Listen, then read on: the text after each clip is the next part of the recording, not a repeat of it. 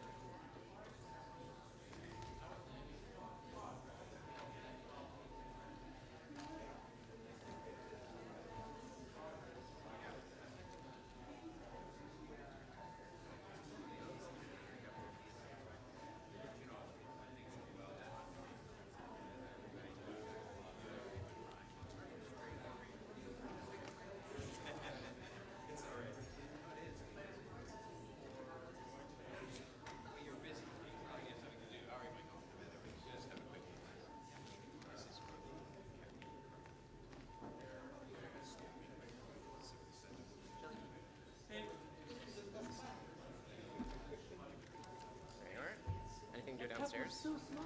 Here's my mouth right now. I know. It's the only one. When are these? But remind me to go downstairs and plug my iPad. The random Ew. I should just plug it in at my computer when I come downstairs. Well, you have like a drawer here that locks, right? We could just get you something that stays up here. I don't know where the keys are though. Okay. None of them are locked. Members of council, if I can please have you take your seats.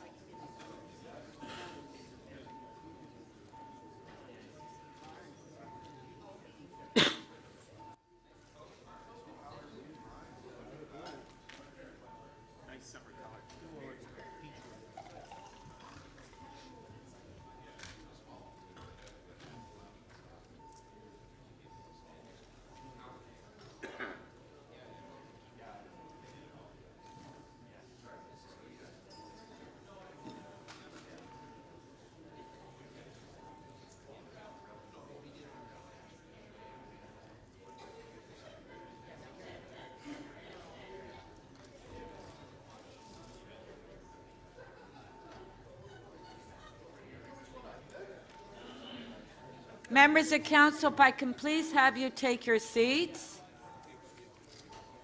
Thank you. This meeting is now resumed. Members, if you can please rise for a moment of silence. And during this time, please remember Leon Pops Allward.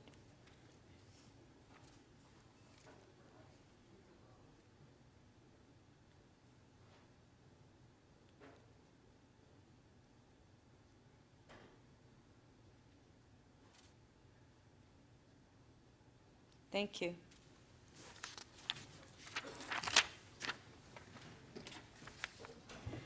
Members of council, we will now review and confirm the order paper. There are 69 items left on the agenda, including 50 member motions. Yesterday, council decided to consider item EX 6.9 on 1627 and 75 Danforth Avenue, Danforth Garage Master Plan Final Report as the first item of business this morning. City Council will consider member motions at 2 p.m.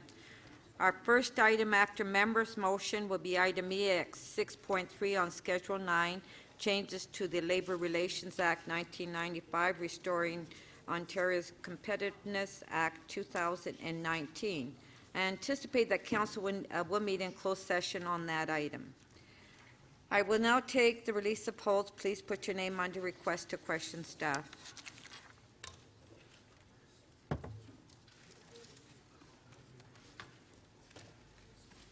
Deputy Mayor Minnan-Wong. Yes, I think we've got this one straightened away.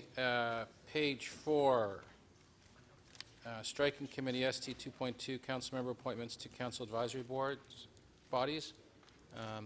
We're going to try these motions again. I think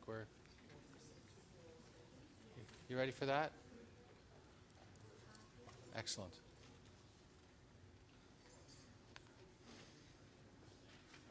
Okay. There are a few of them, I think. There's the first one. Okay, the motion is on the screen. So the second one, that's agreement by the councillors to switch out, and Councillor McKelvey has generously offered to chair the Toronto Francophonie Affairs Advisory Committee. All right, I think that's non-controversial. Okay, so we'll vote on them separately. On A, 1A, it's on the screen. All in favor, carried. 1B, all in favor, carried. 1C, all in favor, carried. Item as amended, all in favor, carried. Thank you.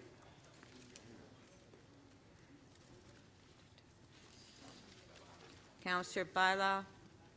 Madam Speaker, I can release on page 3, GL 5.22, Civic Innovation Office Update.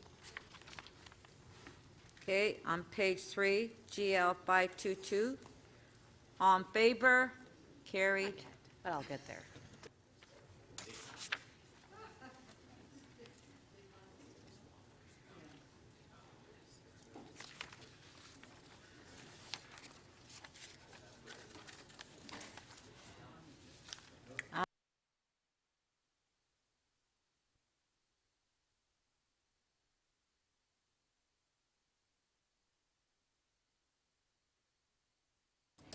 Councillor Fletcher?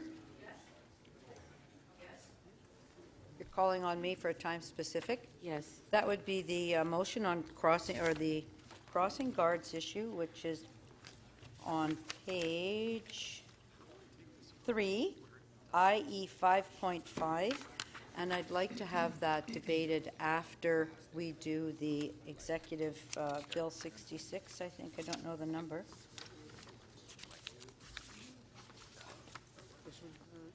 EX EX 6.3. That would be this afternoon, and to have that immediately following, please, Speaker. Okay. All in favor? Carried. All those in favor of adopting the order paper, recorded vote.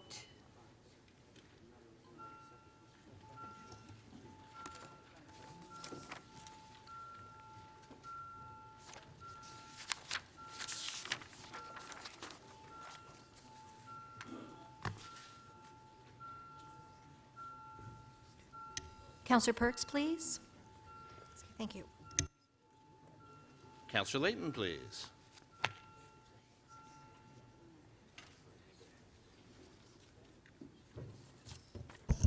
The motion to adopt the order paper carries unanimously, 22 in favor. Thank you. So we'll go to our first timed item, which is on page 3, EX 6.9, 1627 and 75 Danforth Avenue. Do we have questions of staff? We're at your item, Councillor Bradford. Okay, Councillor Fletcher, questions of staff? We're on it. Yes, can you just put your name up? Okay, thank you. Councillor Fletcher. Thank Oh, you. okay, sorry. Councillor Bradford held the item, so he goes first. Councillor Bradford. Thanks very much. Madam Speaker, through the chair to Toronto Police staff, could you please provide us with a quick overview of how this site fits into Toronto Police's facility plans and the consolidation or amalgamation of Division 54 and 55?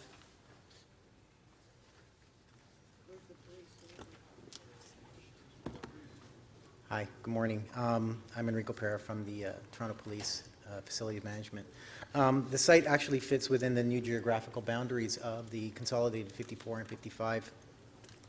We've been searching for a property for several years, and through the Transformational Task Force and the way forward, we looked at the consolidation of those two units, and actually we currently are consolidated, although we are operating in two separate facilities right now. Has there been any changes to that plan since this report was brought forward by staff? No, there hasn't. What is the timeline, the approximate timeline for Toronto Police Services to be moving onto the site? Our original timeline was to get into the site by 2021. However, knowing the challenges that we're going to have with respect to simply the overall design, the master planning process that we're going through right now, we're at least anticipating 2024. 2024, okay. But the plan is still to move on to that site to bring the operations of 54 and 55 together at that site? That's correct, all under one roof.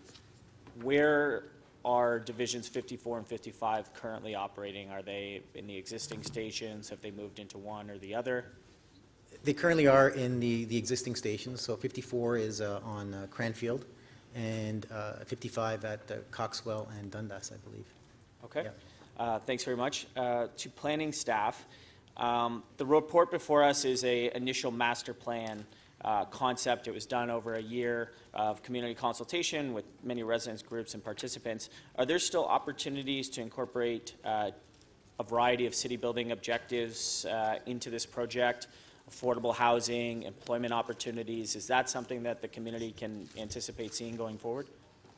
Yes, through the Speaker, the report before Council lays out a vision and an overall master plan approach for the site.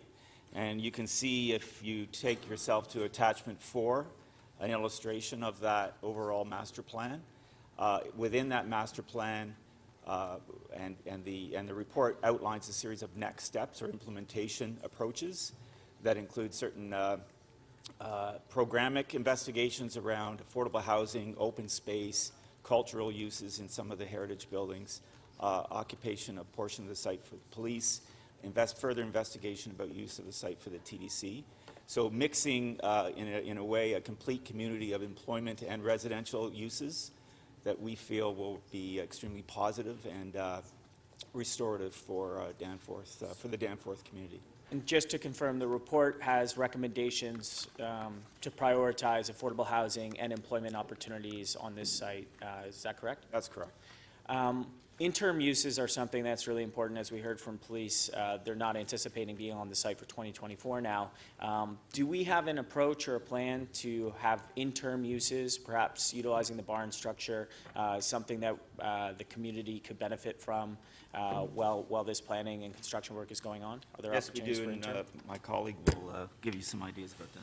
Through you, Madam Speaker, yes, this report provides direction and recommendations to investigate potential interim uses to activate the heritage structure in an adaptive reuse format to bring forward potential community-serving uses on an interim basis. The report provides that recommendation for staff through Creatio to report back to Council on the results of that investigation next year and provide next steps to activate the site as soon as possible for community uses. Is there flexibility available in terms of scope and budget for a variety of interim uses or staged interim uses? Do we have flexibility there on what comes in? That's correct. There's no predetermination on uses or a specific approach.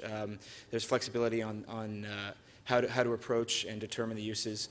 There could be additional consultation with the community if that suits the process best. But the goal would be to activate the site as soon as possible with an interim approach and then with a long-term approach. Thanks very for much. community Appreciate uses. it. Thank you. Thank you. Councillor Fletcher. Thank you. I'm going to ask an operations question, so I'm hoping the facilities, just hold my times, please, because I don't know if our facilities person from TPS is on top of the operations of 54 and 55. If not,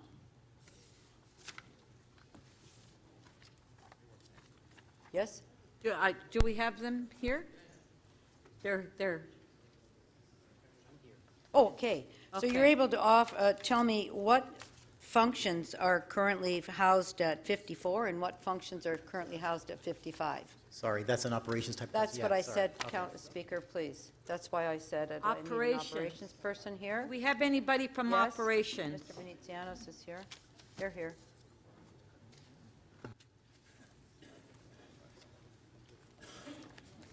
I'll start your time over.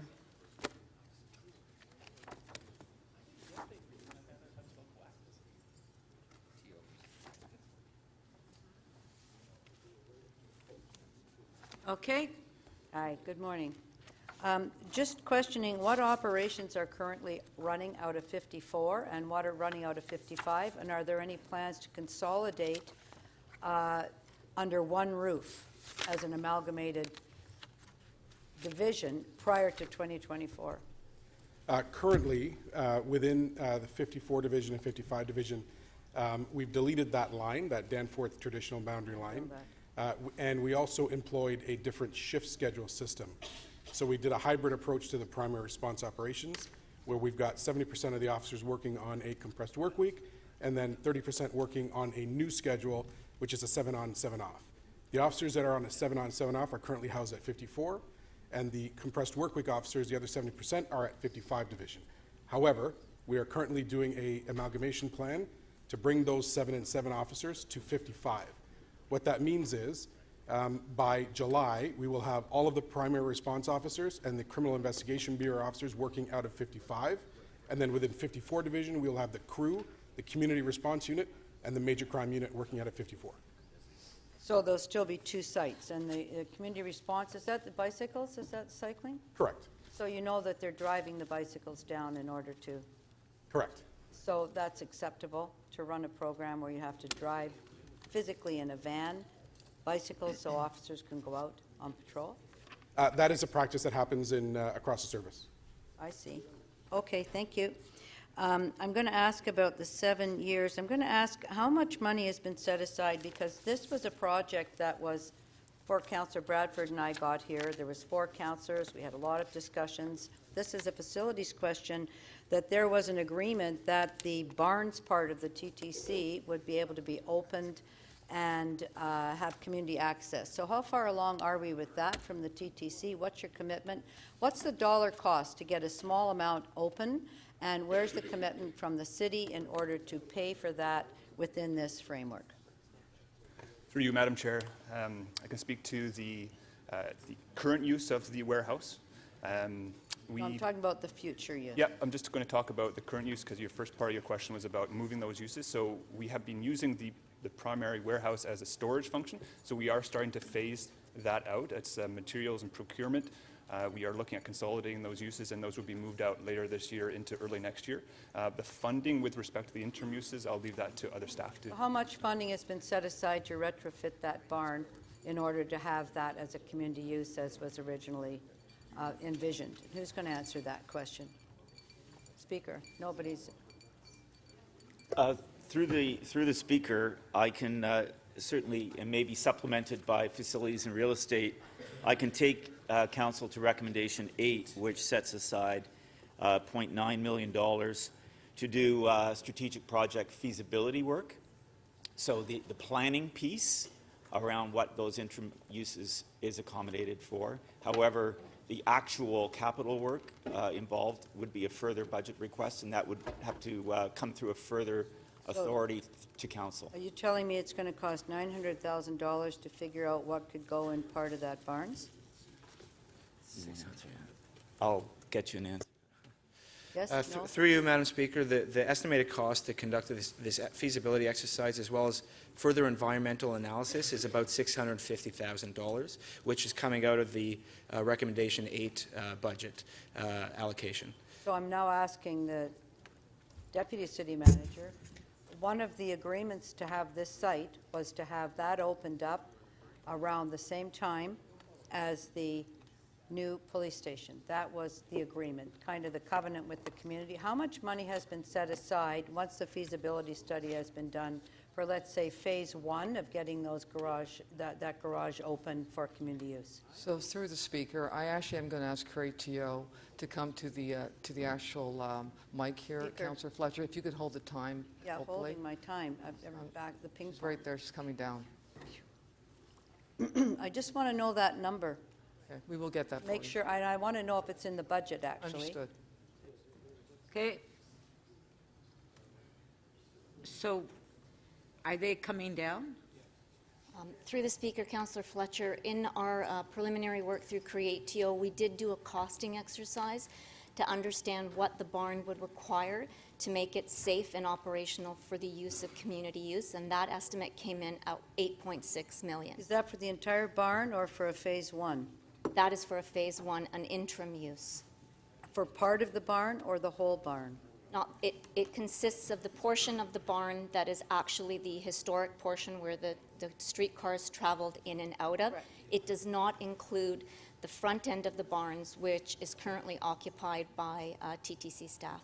I think that my question hasn't been understood, that however many square feet that is, if that can be parsed out to have an initial amount of square feet that is made available to the public and it grows as the project grows. That was your last question.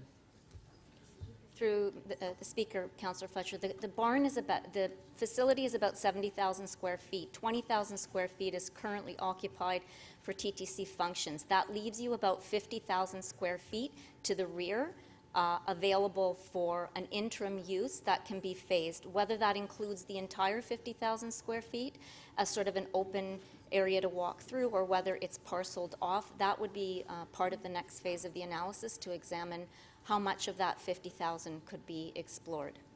Thank you. And the cost that the costing exercise that we undertook was for that full 50,000 square feet, and that is at the 8.6. Thank you. Councillor Carroll? Thank you. I know that I'm going to ask questions that are going to give palpitations to the two local councillors, but I'm focused on making sure that we achieve the public sector objectives for the TTC and for the police. We're talking about interim uses, but I'm wondering if staff have had a chance to look at the proposed recommendations of the local councillor, if they could comment on, if we were to proceed with that, it looks like we're maybe looking at the possibility of taking some of the interim uses and making some of them longer term. Are the master plan guiding principles such that the uses that are agreed to now, housing 54-55 new division and the TTC operations, are those a deal breaker? Those are now, if we adopt this plan today, those are still safely situated on this site? Through you, Madam Speaker, that's correct. The entire vision and Sorry, guys, I have to hear the answers. Sorry. Thank you. The entire vision, the entire master plan process that was conducted by staff with the community was to establish a vision that housed the TPS, the TTC, the Toronto Public Library, which currently exists on site as well, on a long-term basis for new homes for our partners at TPS and TTC, right, as well as determining potential interim uses to activate the barns as quickly as possible to open it up for the community. That could be things like farmers markets, art shows, festivals, those kind of things. And then on a long-term basis, which would not affect our partners on site. Would not affect. No, exactly. And all uses would be housed together in a very city-building approach. And this is the way that we think is best to utilize city assets moving forward. So we've spent money to look at the feasibility of the interim uses. Is it possible that the feasibility study that's being requested here in Councillor Bradford's letter, you could build upon the studies already made so that it wouldn't cost an arm and a leg to look at this extra piece?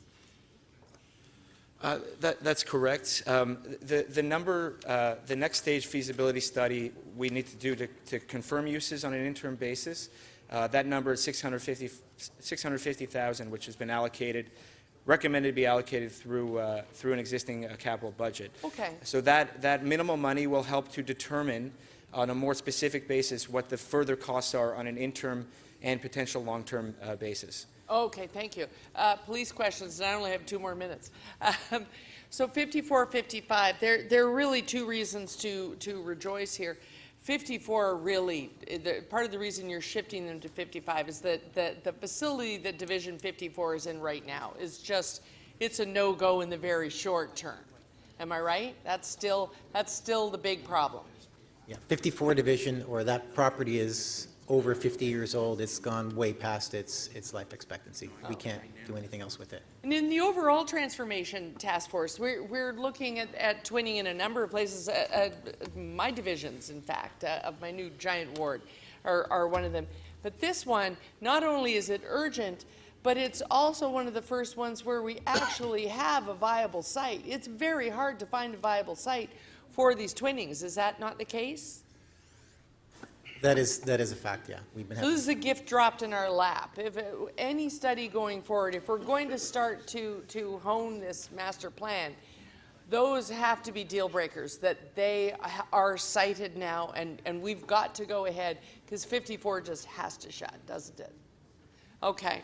And I'm not on the police board anymore, so I'm wondering if we could just get an update on the transformational task force overall.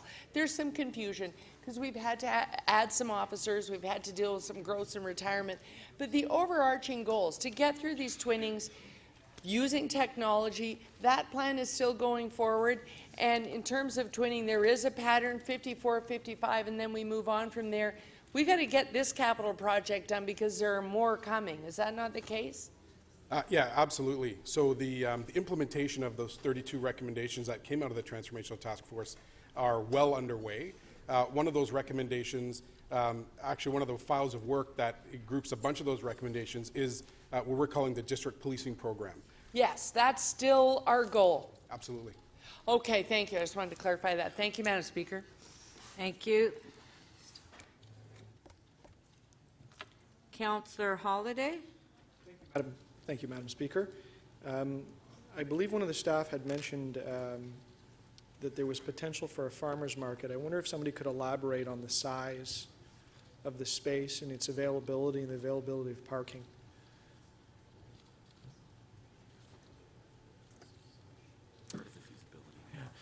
Through you, Madam Speaker, I was a staff member that mentioned that use.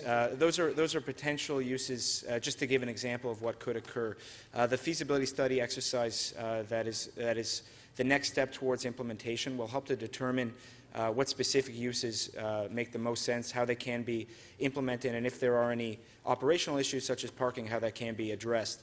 The long-term goal for the site, as addressed in the master plan, is to provide for below-grade parking in specific locations on the site, which would serve our partners at TPS as well as our community-serving uses as well. Is there a long-term plan to maintain open, shouldn't say open space, but large space akin to garages for various programming? That's correct. So there's also the barn structure itself is recommended to be listed on the city's heritage register to maintain and be adaptively reused. The interim and long-term focus would be to create a more community-serving site, to create open space around that barn structure, as well as utilize that barn structure for community uses. How many square feet, roughly? I seem, in the report, it seemed to be about 50,000. Is that right? That's correct. Within the report, it identifies the entire barn structure is about 70,000 square feet. The portion that can be used for the garage, previously used for the garage structure that can be used for an adaptive interim use is approximately 50,000 square feet. And what's it doing right now? Is it empty? The structure itself houses TTC administrative uses. It is a touchdown point for the subway operators. That's where they start their day, start their shift, and end their shift. So that's the current utilization of the site. But not 70,000 square feet of touchdown space? No, that's correct. It's approximately 20,000 square feet for office use. 20,000. So there's 50,000 that's vacant? That's correct. And I can ask my friends at TTC to elaborate as well. Yeah, thank you. Through you, Madam Chair. As I noted earlier to Councillor Fletcher, the warehouse or the former garage portion of the site is still presently used by our Materials and Procurement Department for material storage. So that is currently being phased out as we speak. We are consolidating all of our materials and procurement functions to a consolidated warehouse, which will be off this site. So that will occur later this year and into early next year. So by early 2020, it should be primarily vacant. Thank you. So I have some familiarity with farmers market. Got one in my ward. Very proud of that. And I know that there is a constant push for space. Do we have any farmers markets that would be interested in going there? Do we have any markets that are displaced right now? And is there a match on the size? Through you, Madam Speaker, that is a question that we can address through the feasibility study to look for potential partners and farmers market partners, other partners that could locate in the site. But that is the next step that needs to occur to be able to answer that question in full. Has anyone looked at the St. Lawrence market? I know they've got some temporary structure. In the last report we had on that, I think there were some concerns about the long-term sustainability of that structure and the market itself. Is there a match possible in all this? It is possible. It's something that we can potentially examine as part of the feasibility study. And there is parking today on the site? That is correct. Okay, thanks very much. Thank you. Okay, that's it for the questions. To speak, Councillor Bradford. Am I able to speak at the end on this item? Well, you held the item down. Is that possible? May I speak first? Okay. Okay, I'll start your time. Sure.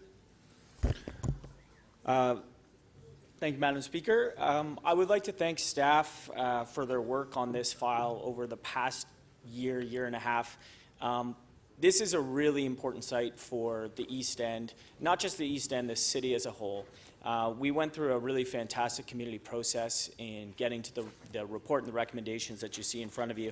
And as Councillor Fletcher alluded, that was actually something that started under the carriage of Councillor Fletcher, Councillor McMahon, Councillor Davis, and Councillor Fregadakis at the point, because it's at the intersection of Danforth and Coxwell where you had 4 former wards meeting.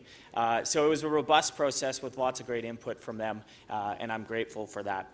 As I mentioned, the size and the scale of this site is really what's special, and the location and proximity, of course, to the TTC. Sites like this, they really are marquee city building sites. It is similar to Distillery or Evergreen Brickworks or Witchward Barns. And I think the community is really excited about the opportunities here that will really catalyze around the investment from both Toronto Police Services and the TTC actually locating to that site. I think we've had a great process here. There was 17, 18 different community groups that were involved in a stakeholder advisory process guided by our planning staff and Create TO. And what we have is a report and recommendations that people feel they've really been a part of, have made really positive contributions, and that's what we're seeing in the outcomes. It's also significant because we're not just actually coordinating across departments here like we do on a lot of files. We're actually coordinating across divisions. And that's something that the city should be commended for. TPS, TTC, Create TO, Real Estate, Planning, they've all been terrific partners on this. And again, we're familiar with bureaucracy here. We understand that can be challenging, but I think that this is actually a roadmap and a template for Create TO to use going forward on other sites, particularly as we're looking at all of the Housing Now opportunities across the city. I do appreciate the work of the community. I want to give a shout out to Danforth East Community Association, DECA. They've been very involved in this from day one. Prior to my days as a councillor, I was involved in that organization, and we were at the original meetings with Toronto Police on them actually locating and coming to this site, and it's really remarkable to reflect on where we are today. And I want to thank Councillor Carroll actually for those questions because her questions were really focusing on the feasibility piece. On the interim study for the barn. And in recommendation 8, that's where we have that funding. We recognize that this is going to be a long-term process, getting to that final state of adaptive reuse of the barn structure. But it's really important that we have an opportunity to make the most of this asset for the community in the interim. So I'm excited to see this project go forward. I think the recommendations that we have here are thoughtful. We see a prioritization of affordable housing, which of course is a top priority for this city, but also employment. And that was something that really came out of the community consultation.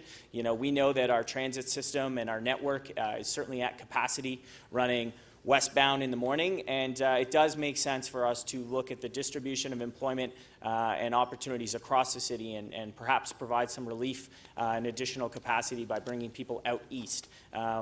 Complete communities really are just that. It's live, work, play. It's not just bedroom communities. It's not just where people live, but it's that mix of uses, the opportunity for housing, the opportunity for employment. That's what really makes a community sing. That's what makes a street vibrant, and that's what we're looking for on Danforth. So appreciate your support, appreciate everyone's work on this, and thank you, Madam Chair, for letting me hold the item down for first thing here in the morning. Thanks very much. Thank you. Councillor Carroll. Thank you, Madam Speaker. I'm glad that the local councillor doesn't mind my asking questions. I really only want to stress, because I'm a big fan of the transformation, huge fan of the Police Transformation Task Force. People are kind of unaware of where it's at in its various stages and how it's going on. And the fact that they're unaware is a good thing. That means that the interim phase that we have to go through is working well. We had a safety community meeting in our neighborhood recently, another area where the twinning is going on right now, and the decision such as this hasn't been made yet because we haven't figured out the dream site just yet. And we haven't figured out a way to realize some of the goals that Councillor Bradford talks about being twinned with the twinning, which is really so exciting. And if we can achieve even a fraction of what we're achieving in the Danforth project, I think it bodes well for the whole rest of the transformation. My only concern is that if we're continuing to hone the exciting uses of the barns, both the interim uses and looking at if some of them can be regularized into the whole site, that we don't let this become like a transit project, where we start to change our minds along the way. The reason I asked the questions about how urgent it is around 54 closing down, while we're doing this adaptive piece, while we're loading two 70% shifts into one division, which is basically putting 140% of service into a division that was designed to hold about 80% of that, that has to be temporary and the deadlines have to be held to. And so we really need the community to be on board with keeping the deadlines. So to find those exciting uses, yes, as long as the construction details and the parts that have to be finalized around the building of the public sector uses, the police, the library, the TTC, those have to keep on track. Because ultimately, we're only going to demonstrate that the police transformation is possible and can really, really lead to better policing, community policing, embedding not only the officers, not in the bricks and mortar, but out in the neighborhood, but actually taking the bricks and mortar and embedding them in a much better way into the community. We got to keep this deadline because it leads to the same sort of product happening across the city. So I'm excited that we now have a smaller conversation, because this is one of those silver linings of Bill number 5, that there are two councillors that can bring the community together and work on this. It's probably a more workable model. I'm really excited about it. Thank you, Madam Speaker. Thank you. Councillor Fletcher. Thank you, Speaker. I'm just going to walk everybody through how we got here. This was the first consolidation of two police divisions in the city, and it's a major, major activity. At that time, there was 4 wards. There was Councillor Davis, McMahon, Fragadakis, and Fletcher, who worked. We were looking, where are these stations going to be? Would it be at East York Civic Centre? Would 101 Coxwell be rebuilt? And then this great site came up, and everybody said, this is the greatest place, let's do that. And I was just looking on here at when we first agreed to this site, that 4 of us sent a letter to executive indicating all the things that should be on the site and who should be worked with to determine that. And it's very fulsome. It's city planning, real estate, Toronto Realty, which is now Create, TTC, police service, public library, economic development and culture, and affordable housing, all look at the potential of this garage site, because it does have a lot of potential. It's almost a 5-acre site, of which the new police station will go on one site, one part of that site. And one of the goals in going on this site was that there would have to be community use in the historic barns. And when I call it a deal, I just call it that kind of covenant. This wasn't the easiest site to get an agreement on, and we did have to work with the community in that way to say, what is going to be the benefit of having the mixed 54 and 55 division there? And everybody came to an agreement. We should have some affordable housing, maybe the library can be rebuilt. It's a long-term master plan for the site, but as I mentioned earlier, part of the quick start has to be getting some community activity in that barns. That was what I agreed to. That's what the 4 of us at that time agreed to this site on that basis, and I don't want to drop that.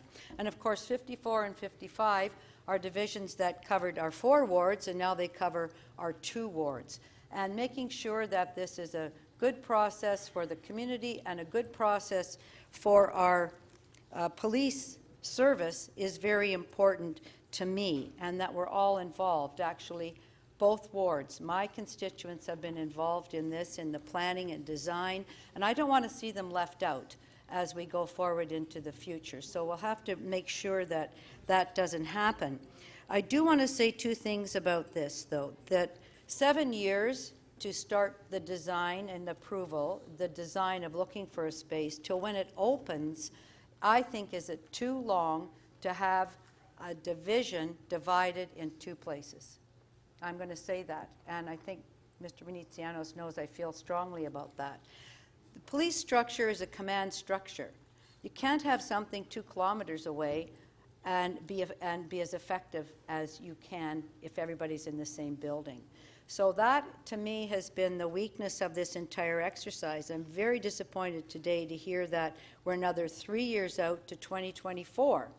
It was already hard enough having the 2 buildings and watching how that isn't exactly how a police service operates, because it does operate with a command structure. We're lucky enough to have been awarded inspector, a staff inspector. That wasn't part of the plan. I think that as it's gone along, and I'm warning all of you who will have a consolidation, that those are the wrinkles that you have to watch very carefully, that there are enough senior management in the model if it's divided over 2 sites in order to be effective as a police division. Now 55, of course, has been a premier police division for a long time, sending many officers up to be deputies at Toronto Police Service. So it's got a great history. I am concerned about this being so long. I'm going to say it now because 2024 is too long. If it goes past that, then how can we say we're having one site, a united police division, and over 7 years or longer, they're in 2 different divisions? Perhaps we should have consolidated this in a little different way. So my message to any of you that are going to have an amalgamation come up is we need to be a little more careful around the timing, how those are being distilled over a couple of sites, how effective that is. And when I asked about the bicycles, that 54 is an employment area. There's nobody living there. But where the cyclists are, where our bike cops are, they're at the waterfront, they're downtown. So there's an hour a day of traveling back and forth Thank you. bicycles, which is a wasted 1 hour that we're paying. Thank you. Thank you, Councillor Fletcher. Okay, on the item, did you want a recorded vote, Councillor Bradford? Recorded vote.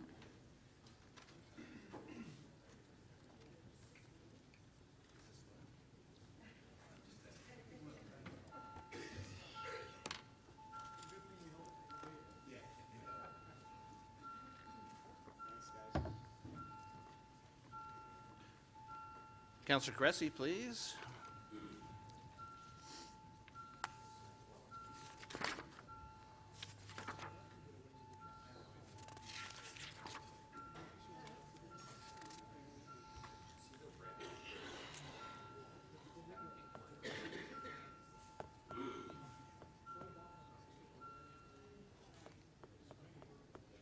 item is adopted unanimously, 23 in favor. Thank you. So our next item is on page 3, EX 6.12, 2019 Heads and Beds Levy. Councillor Ainsley held the item down. He's not here, so move the item, or if anybody has any questions. Move the item. All in favor? Carry. So our next item is on page 3, which we started with the questions yesterday. GL 5.3, clothing drop boxes, bylaw review. If we just give a minute to put the names up on the screen.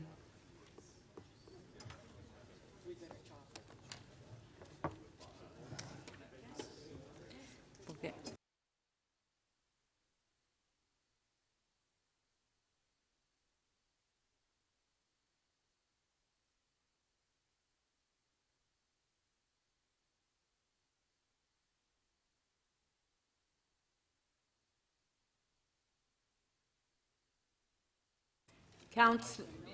Councillor, hello. Okay. Councillor Fletcher? Hello. Councillor Fletcher. Okay. Councillor Holliday, can you can go ahead? Questions? Yes. Your name is there, otherwise take your name off. Okay.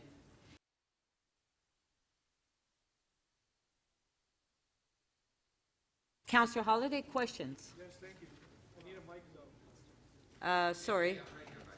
Okay, there you go. Give me a hug. Thank you, Madam Speaker. A couple of questions for staff. I wanted to articulate a little bit about some of the changes that were made at committee. I've since had some conversations with the industry. Through you to staff, I wondered, at committee, we made a number of changes to the recommendations that were brought forward. And one of them was to limit the separation distance between clothing boxes. So it reads that new clothing boxes would have to be at least 250 meters away from existing ones. I wondered if that was something that staff had any concerns with. Yeah, exactly. Okay. And what those concerns may be. So originally in our staff report and in previous staff reports, we have not recommended a distance. So it's not something we felt was necessary. We feel that the 2 per box, 2 per property, and the other guidelines about 1 meter from a sidewalk, 9 meters from an entranceway, 3 meters from a driveway, all address those concerns.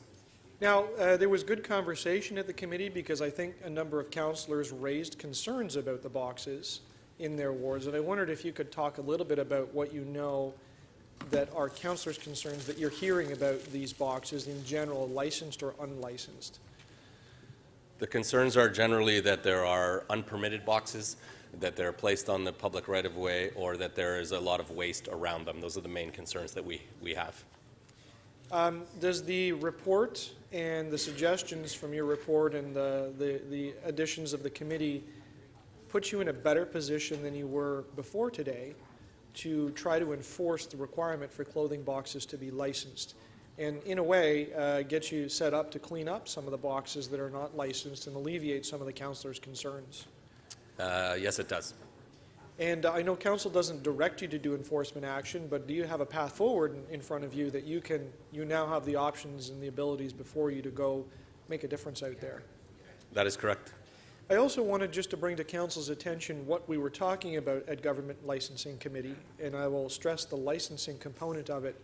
We know that the concerns raised by councillors around clothing boxes are wide in breadth. We've heard yesterday about illegal dumping around those boxes. We also heard a little bit about concerns over the supply chain or the back-end supply chain of what happens when you deposit things into the boxes. Could you just articulate a little bit about what it is we're doing with this motion and what it is we do in terms of licensing, as opposed to getting into the depths of the business of the disposal of the material that are in the box? That's correct. We license purely for the purposes of knowing where they are, which location, and that they are safe and maintained properly. Could you tell me how many licensed boxes are there in the city? There's 583 on 545 unique properties. And do you know who the entities are that have licensed those and how many entities are out there? Yeah, we have 7 charities and we have 6 licensed for-profit operators. So that would be 13 entities are operating all 500 and change boxes in the city. And you know who they are. That's correct, yes. And you're also able to distinguish the difference between a charity or a religious entity or a not-for-profit versus everyone else. And ergo, everyone else would be presumably a for-profit entity or somebody that didn't qualify themselves. That's correct. There's a requirement in the bylaw that a charitable number is posted on the box. There's also a number of prescriptive pieces in the bylaw that outline the size of the font that needs to be on there to determine whether you're a charity, how much goes to for-profit and not-for-profit. And I think we talked about that at the committee, but have you been given direction to explore ways to really identify those boxes that fall into the category of charity with some type of graphics or stickers or things? And is there opportunity for the charities to band together? I think you said there were 6 or 7 of them, to band together and come up with some graphics that look similar so that they themselves can promote their operations over the private entities. Right, so we have a label, and I'm showing it here, is really what the permit looks like, that says you're warranted. And then to have a charity, the way you're branded on your box outlines that. To have a sticker that is a different color for charity or not for charity, again, there would be a lot of public education on that piece. We feel what we have is acceptable. Last question for solid waste. There was some discussion about, there's been a few discussions about, can the city promote the charities, and B, what is it that we do with respect to the material that's deposited in there in terms of policy?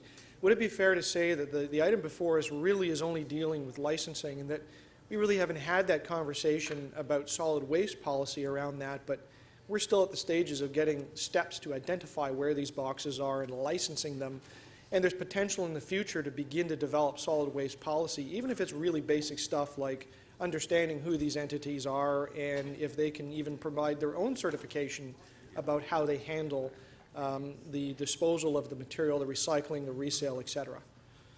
Through you, Madam Chair, to the Councillor, that's correct. There are opportunities for us to explore with charities subsequent to any action taken by Council today. Thank you. Thank you, Councillor Holliday. Councillor Nunziata. Yes, thank you very much, and I'm very pleased that we're actually dealing with this issue. I've asked for a report way back in 2013 because of the issues I'm having in my ward, and I'm sure councillors in other wards. Can you tell me, do you have a list of how many complaints that you've received since we approved this bylaw? From councillors or residents? Yeah, so it's roughly a little over 1,200 since we've adopted it. It's, I think the average is around 180 per year. 180. And so what would the cost of, with all these complaints, and a lot of these complaints when they're registered, that it takes sometimes weeks to enforce because they're illegal clothing boxes. What would you say would be the cost of your enforcement over the years on enforcing the bylaw and removing the illegal boxes? I'll defer that to my colleague, Mark Sraga. Councillor, so it's difficult for us to identify an actual cost for enforcement, and it depends on what the issue is. Are we dealing with waste and debris around the perimeter of the box? That's relatively straightforward and simple to deal with. If we're dealing with it's an unlicensed, unpermitted box, that gets more complicated because then the removal of that box, we have to bring in other resources to do it because our officers obviously can't just pick it up and throw in the back of a pickup truck like they would with an illegal sign, for instance. So I can't give you an actual cost breakdown. Yeah, so I mean, it does take weeks to remove these illegal boxes that are not permitted. But when it comes to waste, where people have their garbage, sofas, and all this furniture just thrown in front of the box, it does take a while for the city to go and pick it up, or contact the company that has the permit. So it takes a while for that cleanup.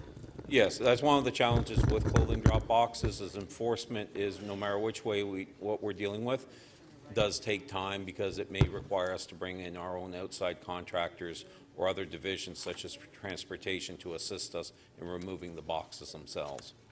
Yeah, so all these illegal boxes that we have that are on city property, boulevards and sidewalks, you can remove them immediately, correct? Luke felt very badly. Like you don't need to contact, you can just pick them up. It gets unfortunately a little complicated. We can remove them, we may have to give them notice, but bottom line is, yes, we can remove them.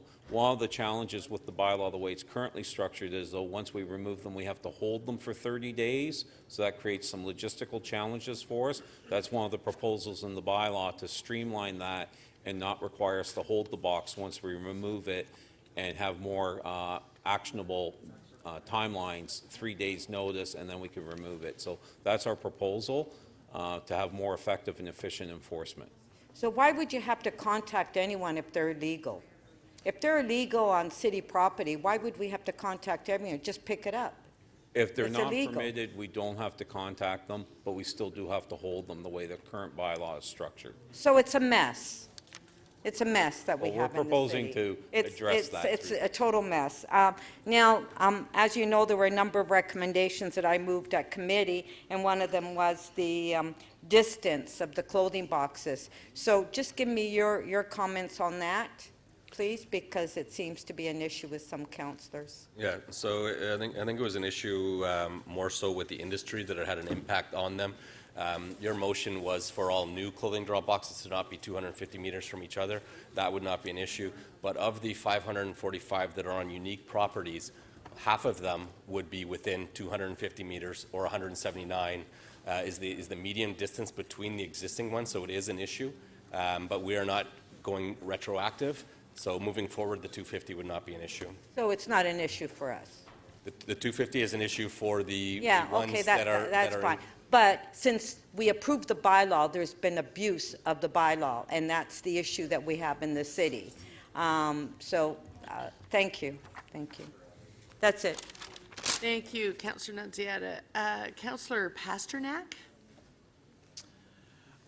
Yes, thank you. I know it's been touched on before, but as far as the final destination of the, I guess, the clothing that is dropped in these boxes, do we know the final destination of those items? No, we Or do does not. or does it matter? No, we do not. The objective of our bylaw is to stress where the location is, and that they're maintained and that they're safe. It's important that people have a place to deposit used clothing and divert textiles from landfills. Right. So I guess it's a good thing for the city to be involved with charities providing used clothing for people who can't afford it. Yeah, we don't know exactly what's happening. Used clothing can be either the clothes are recycled and repurchased for other people or given away. Other times they are turned into textiles and recycled that way. Okay. And you touched on it in your last comment, but diversion and reusing is sort of a core principle of our waste management system at the City of Toronto, and the drop boxes assist in that. Through you, Madam Chair, that's correct. They do assist in that process. And of course, we also have a social capital framework in which we work closely with charities to make sure they can do business in the best way possible to help various communities, marginalized communities, poor communities, those without throughout our city. Can we say that the drop box program fits in well with that? Through you, Madam Chair, yes, it does fit in well. Now, you've mentioned a couple of times when it came to questions about enforcement that the problem is that the current bylaw is written such that enforcement is difficult. Or did I understand those comments? Through the Chair. Enforcement of the way it's currently structured does create challenges for us. Going forward, it's still going to have some challenges, but we can have better efficiencies and improvements to make our enforcement somewhat better.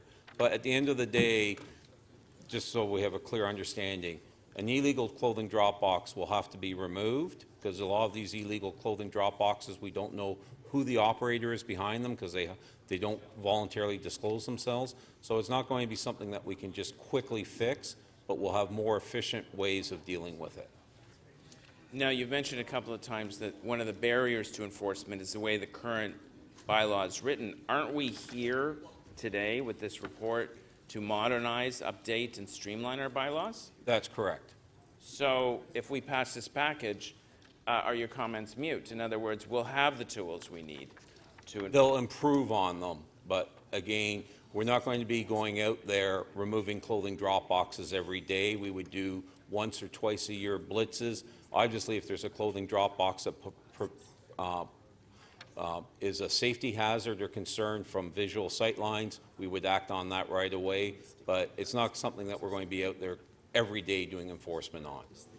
So one of the problems that that I have found in Ward 6 are illegitimate operators plunking a box down in a parking lot that's shared by multiple stores with multiple owners. And enforcement is difficult because we can't figure out whether it was ever approved to be on that site and who's responsible for ordering its removal. How do we deal with those situations on small plazas where it's dumped and it's put down on a mutual parking lot with no clear communications with the people who gave the okay to it? So our first step would be to contact the property owner and make them aware that there's an illegal clothing drop box on their property. Hopefully they will take the action themselves as the property owner to have that box removed. But if they don't, with the new bylaw, with the amendments we're proposing, we would be able to, within 3 days of posting a notice on that box, remove it and have it disposed of. So the private operators, the store owners, could remove the box themselves? If it's on their property, everybody has a right when something is on their property that they've not given permission to take action themselves and remove it. And certainly when it comes to drop boxes on public property, it's certainly not a unique case. Rogers has various communication boxes. They're not drop boxes. Bell has boxes. Other entities use the public right-of-way to conduct commerce. Is that a... I don't know if I would, if I'm qualified to characterize what Rogers or Bell do as commerce versus could be essential infrastructure, so I'm not qualified to make that. Thank you. Councillor Fillion. Yes, I just wanted to clarify your answers about the proposed 250 meters. So if I understood your answer correctly, if there were currently two boxes, existing boxes within 250 meters, that wouldn't be a problem if the motion passes. Is that correct? They wouldn't be covered, they'd be pre-existing? The pre-existing ones, correct, would not be covered within the 250-meter limit. It would be on then new boxes only.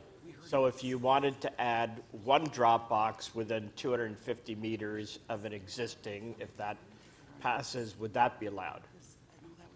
Yes, that would be allowed. So it's only in the category of new boxes. If you have one, once you have the one, you can't have another new box within 250 meters. Have I got that right? So you can have two per property, but if someone wanted to enter a new box, it would have to be 250 meters beyond an existing box, correct? But, yeah, so you could only have two per property if the property was more than 250 meters wide or deep, right? Correct. Okay. So if you have an area that, for example, has a lot of condos, and new condo goes up and somebody puts in a new box, and then a condo a couple of blocks away says, oh, that's a good idea, we would like to have one of those too, because we have 400 units and a lot of people who divert used clothing, then if the bylaw passes, if the motion passes as worded, then that second box could not go in. Is that right? That's correct, and that's the challenge with imposing distances, is that two condos close together, all following all the rules, diverting waste, access to people to divert their waste would not be permitted. So is there a way that we can deal with some councillors' concerns with issues with drop boxes in their ward, and they don't want any more drop boxes for valid reasons, and in other parts of the city, people aren't having the problem with drop boxes and welcome more of them? How do we deal with that?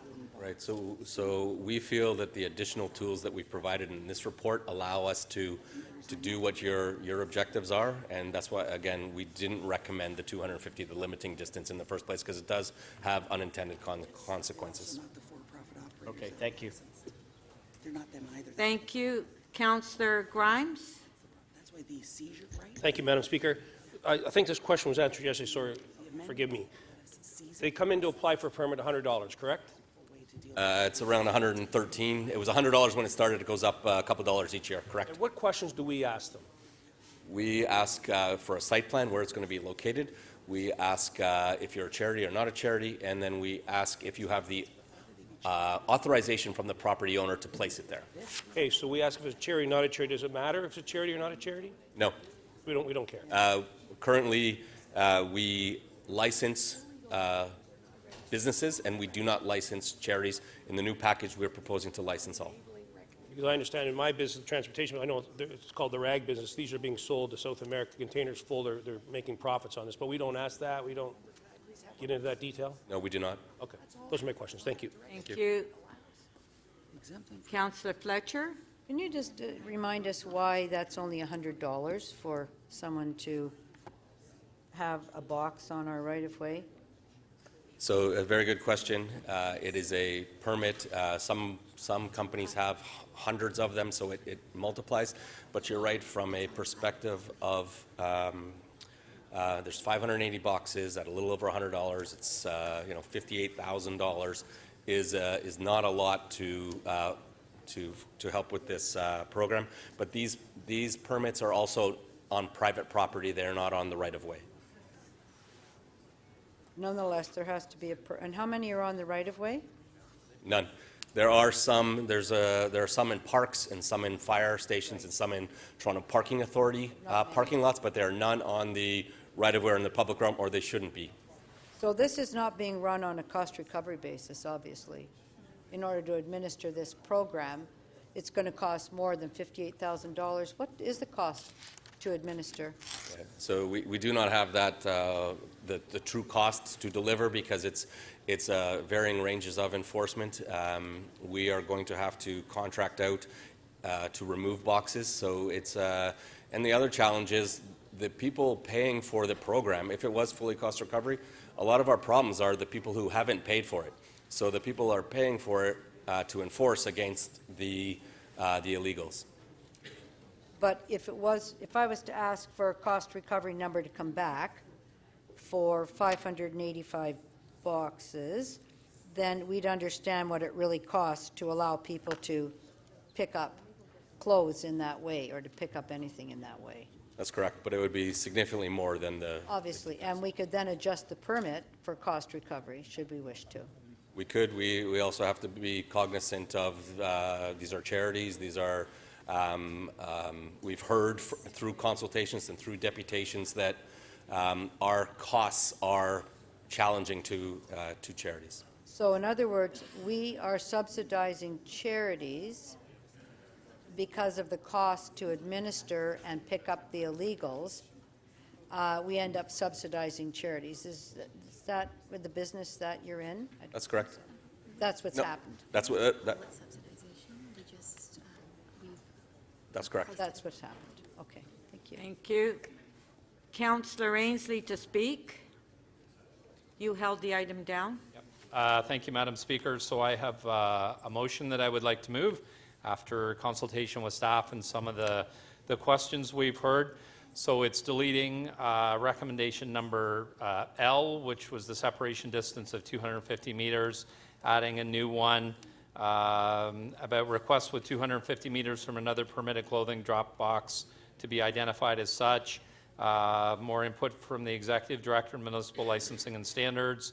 And then at the bottom, asking staff to develop an online map of permitted drop box locations which might be used to inform the public and identify which drop boxes are operated by a charity, community organization, or religious institution. So for me, in the east end of Scarborough, and I know a lot of councillors, one of the biggest concerns I get from residents is around transportation and transit and speeding in the communities. Followed closely by that is clothing boxes and the issues around are they legal, are they permitted, the debris and the garbage around them, and the other issue is around who owns them and who has the right to have them there and how to get them down. I have plaza and property owners that get a clothing drop box that are put on their property and they're afraid to even touch it. They don't want to touch it. They think they can't touch it. I actually had one property owner a couple of weeks ago when this was brought to us. He was calling my office saying, how do I get rid of this? And I said, well, you're the property owner. It's on your property. If you want to get rid of it, just take it down. He sent one of his maintenance guys out with a chainsaw and dealt with it in about 15 minutes because the city said the city process was explained to them. And they're like, well, it's my property. I'm just going to deal with it myself. But they are a large issue. You know, we have some organizations, I won't name, they're very good. They look after their boxes.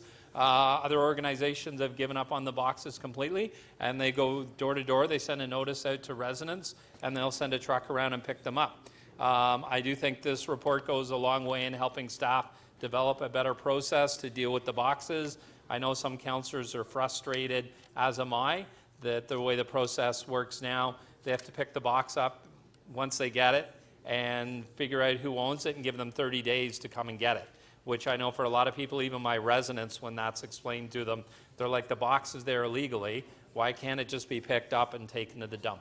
So this is the motion that I'm putting forward, and I'd ask for everyone's support.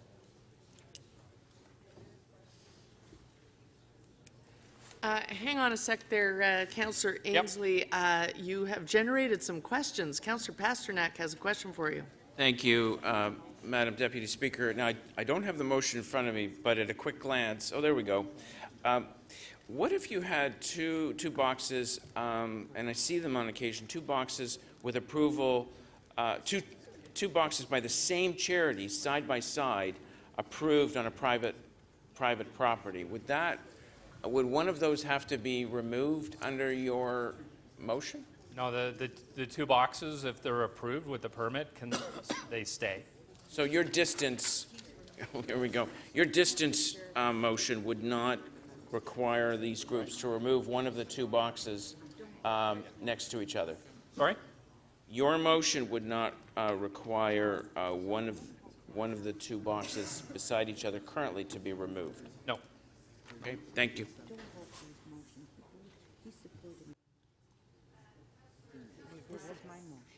Councillor Grimes. Thank you, Madam Deputy Speaker. Councillor Ainsley, if you can put the motion back up there, I think it's BB. Oh, here it is, right here in front of me, sorry. Would you consider a friendly amendment to put in after religious institutions, businesses also? Sorry? On BB, you identify those considered charity, community organization, religious institution. Would you put business in there also? Yep. If they're registered, if they're a business? Yep, I'm fine with that. You'll put that in as friendly amendment? Yep. Thank you.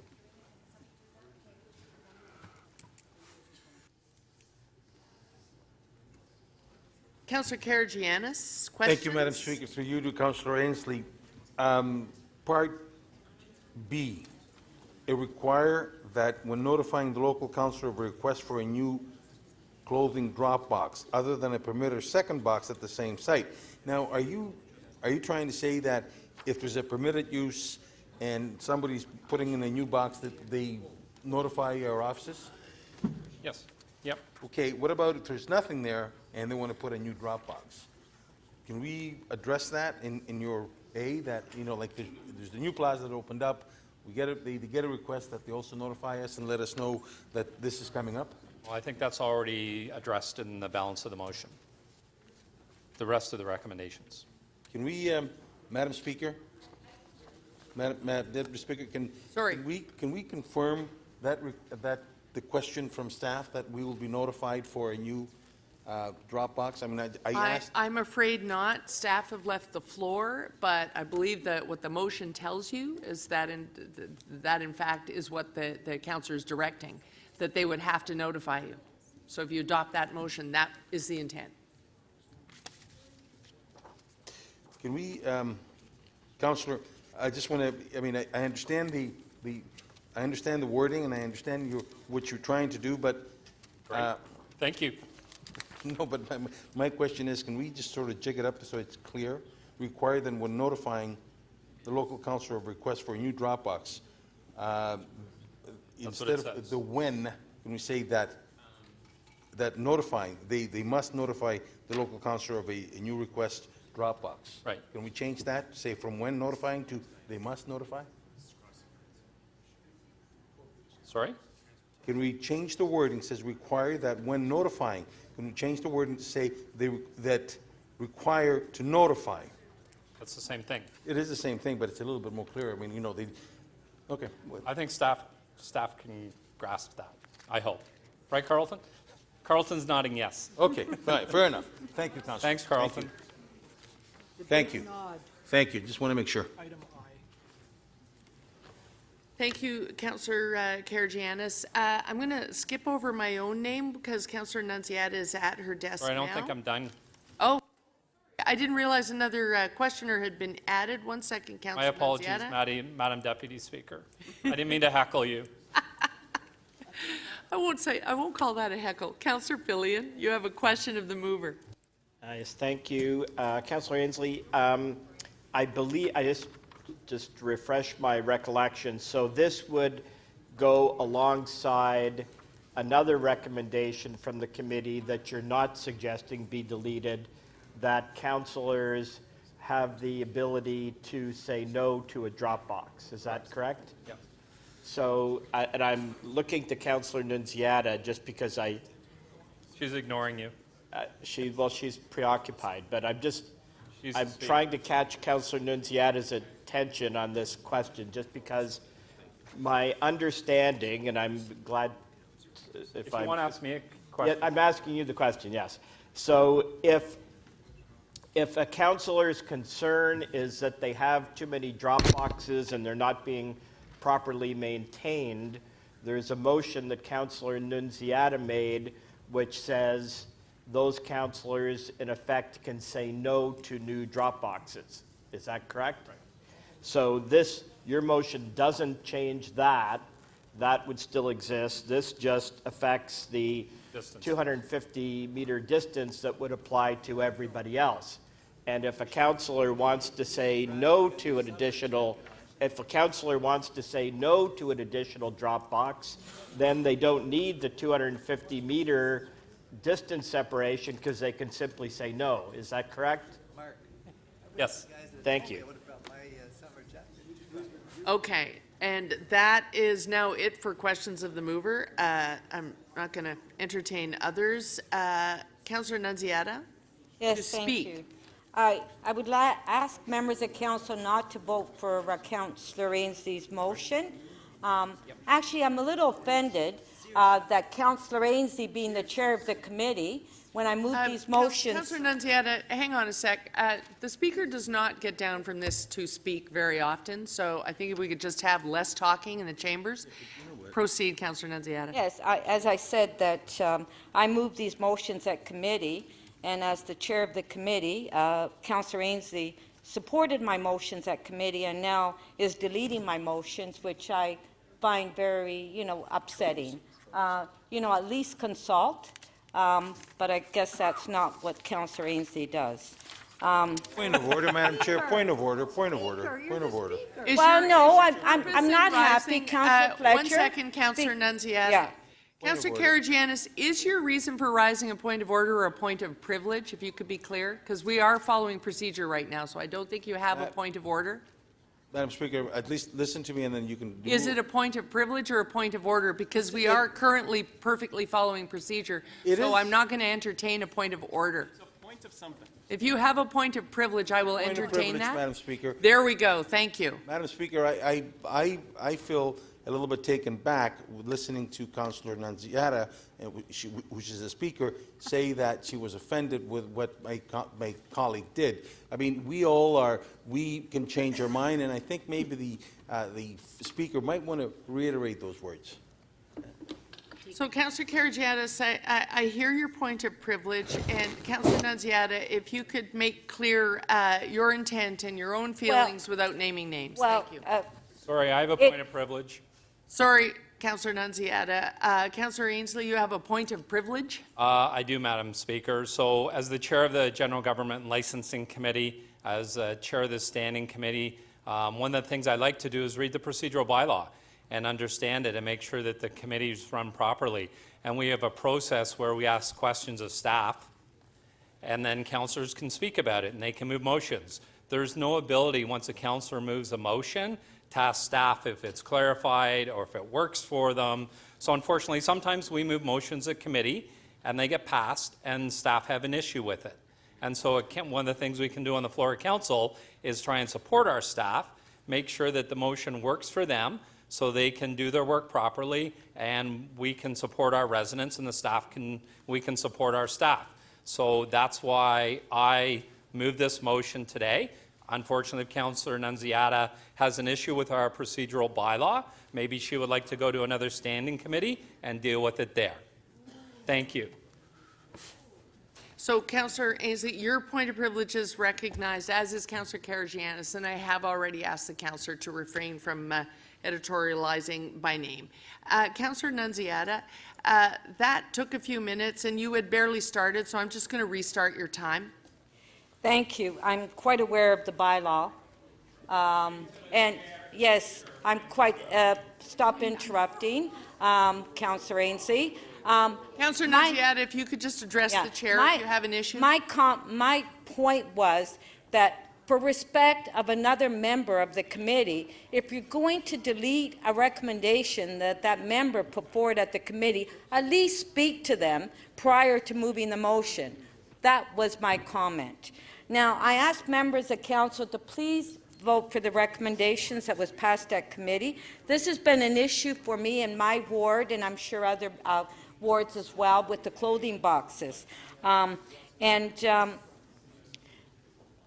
know in particular my ward, we have like clothing boxes, 5 or 6 or even more on one block, on the city's right-of-way. We have them everywhere, and a lot of them are illegal, and it takes me, whenever I file a complaint, it takes me forever to have that cleaned up or removed because of our resources. I have people dumping furniture, sofas, garbage, refrigerators next to these boxes. They're using it as a garbage bin because they don't want to keep their garbage in their bins. It's full, so they just dump it at the clothing boxes. I understand a lot of them are legal boxes, and it is for charity, but we have so many locations where clothing can be dropped off, the Salvation Army, at the churches. There are other places to drop off the clothing boxes, but since this bylaw was put in place, unfortunately, the illegal ones are just putting them up, and we can't enforce the illegal boxes. And I asked a question to staff about the distance, and the staff said they didn't have a problem with it. The only people that had a problem with it are the people that have the boxes. The staff don't have a problem with it. And as far as notifying the councillors, what's happened in the past, I know, Councillor Crawford, you weren't aware of it, but the boxes are put up without the permission of the local councillor. They're just put up. We find out about it once they're put up, and there's no way, we don't have a say on where they go. We can't say yes or no to these boxes, and so we can't control them. And it's costing us, in my opinion, thousands of dollars for enforcement because we have enough. The staff don't have enough resources to go out and pick up all these illegal boxes. And so we really need to move these recommendations and try to clean up. And the legal ones, that's fine. But I think that 90% of them are illegal, in my opinion. because they don't even have any signs on these boxes. They're made-up boxes. I think it was Councillor Karygiannis brought that picture forward at the committee where somebody actually made a box, a wooden box, and stuck it on the sidewalk. And it was there. It was never removed. It didn't even have a label on it. And here, this is what's happening in the city. And so I'm sure that I'm not the only one that has this issue with clothing boxes. And so I ask members to please support the recommendations that I put forward and not support Councillor Ainsley's motion, because when I asked these questions to staff, they were very, very clear to me that they didn't have an issue with my recommendations that I put forward. So I don't know why we have to delete them if the staff don't have an issue with them. We can work with the I know that diabetes has been lobbying members of council, and that's probably why everyone's reconsidering my recommendations. But we can work with them and work and putting their boxes in an appropriate location without causing any issues with them and causing a problem for them. I think that we can work with them, but if you approve my recommendation, we're taking an aggressive approach and being proactive in enforcement. So I'm asking members of council to please support my recommendations. Thank you. Thank you. Councillor Nunziata, thank you. While I switch seats, I'm going to move to Councillor Holyday. Thank you, Madam Deputy Speaker. I have a motion I wish to move. I could have the clerks put that on display.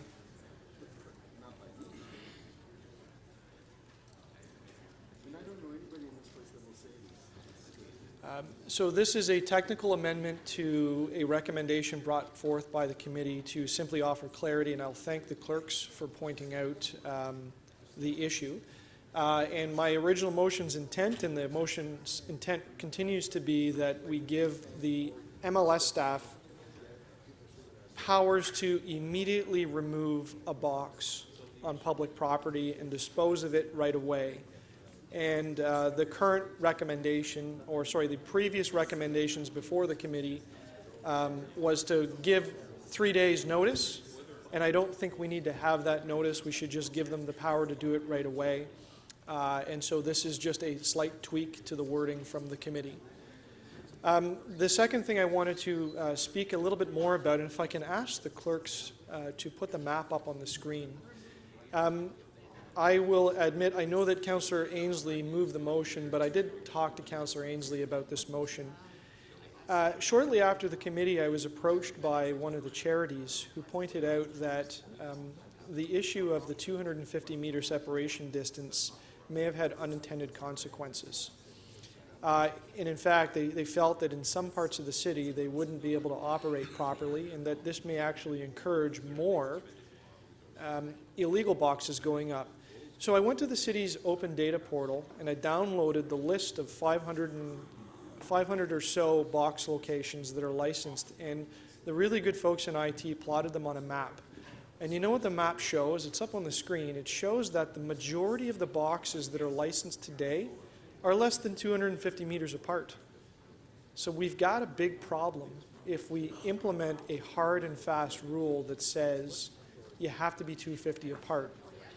Councillor Ainsley's motion is a relatively workable option for Councillor Nunziata and other councillors that may feel that there are too many boxes or the distances are too close. The committee's recommendations were to implement a set of rules that say that a councillor can refuse a new box application, much in the same way that we refuse something like a noise exemption. And the motion goes so far to say that if something is within 250 meters, that staff will expressly flag it with the councillor so it's really clear that this is close to another box. That councillor then can make the decision to turn down that application, and if the applicant wants to appeal it, they can bring it to community council. And so really I wanted to make sure that members understood that I think all councillors are sensitive to the issues that Councillor Nunziata has brought forward. I think other councillors have them also in their ward. But having a really strict rule that makes staff refuse any application of a box that's 250 meters close to another box is something that may be unworkable and very, very difficult. And the map really proves it. And so we've found ways to preserve councillors' rights. And I think this will be a workable process going forward. And the last thing, the other piece of the motion that I think is really exciting, is that we're going to ask staff to try to identify clearly on a map, a workable map, where the different clothing boxes are, so that if you wanted to find a place to drop off your old materials, you could easily see on a map, maybe through the Waste Wizard somewhere, where you bring it. But even better is that we can also identify on the map those that are charitable. So if we felt citizens really were looking for charitable boxes, it would be really clear on this map where the locations are. And that's because we have a licensing regime that requires people to identify the locations of legal boxes. And we've got the list. It's all in the system. So to make this map happen is not very difficult. And the last thing that the map does is lets everyone know how to tell if a box is illegal. So if a property owner sees a box show up onto their site and there isn't a corresponding pinpoint on the map, they should be calling 311 and saying, what is this? Get this out of here. Get some enforcement done.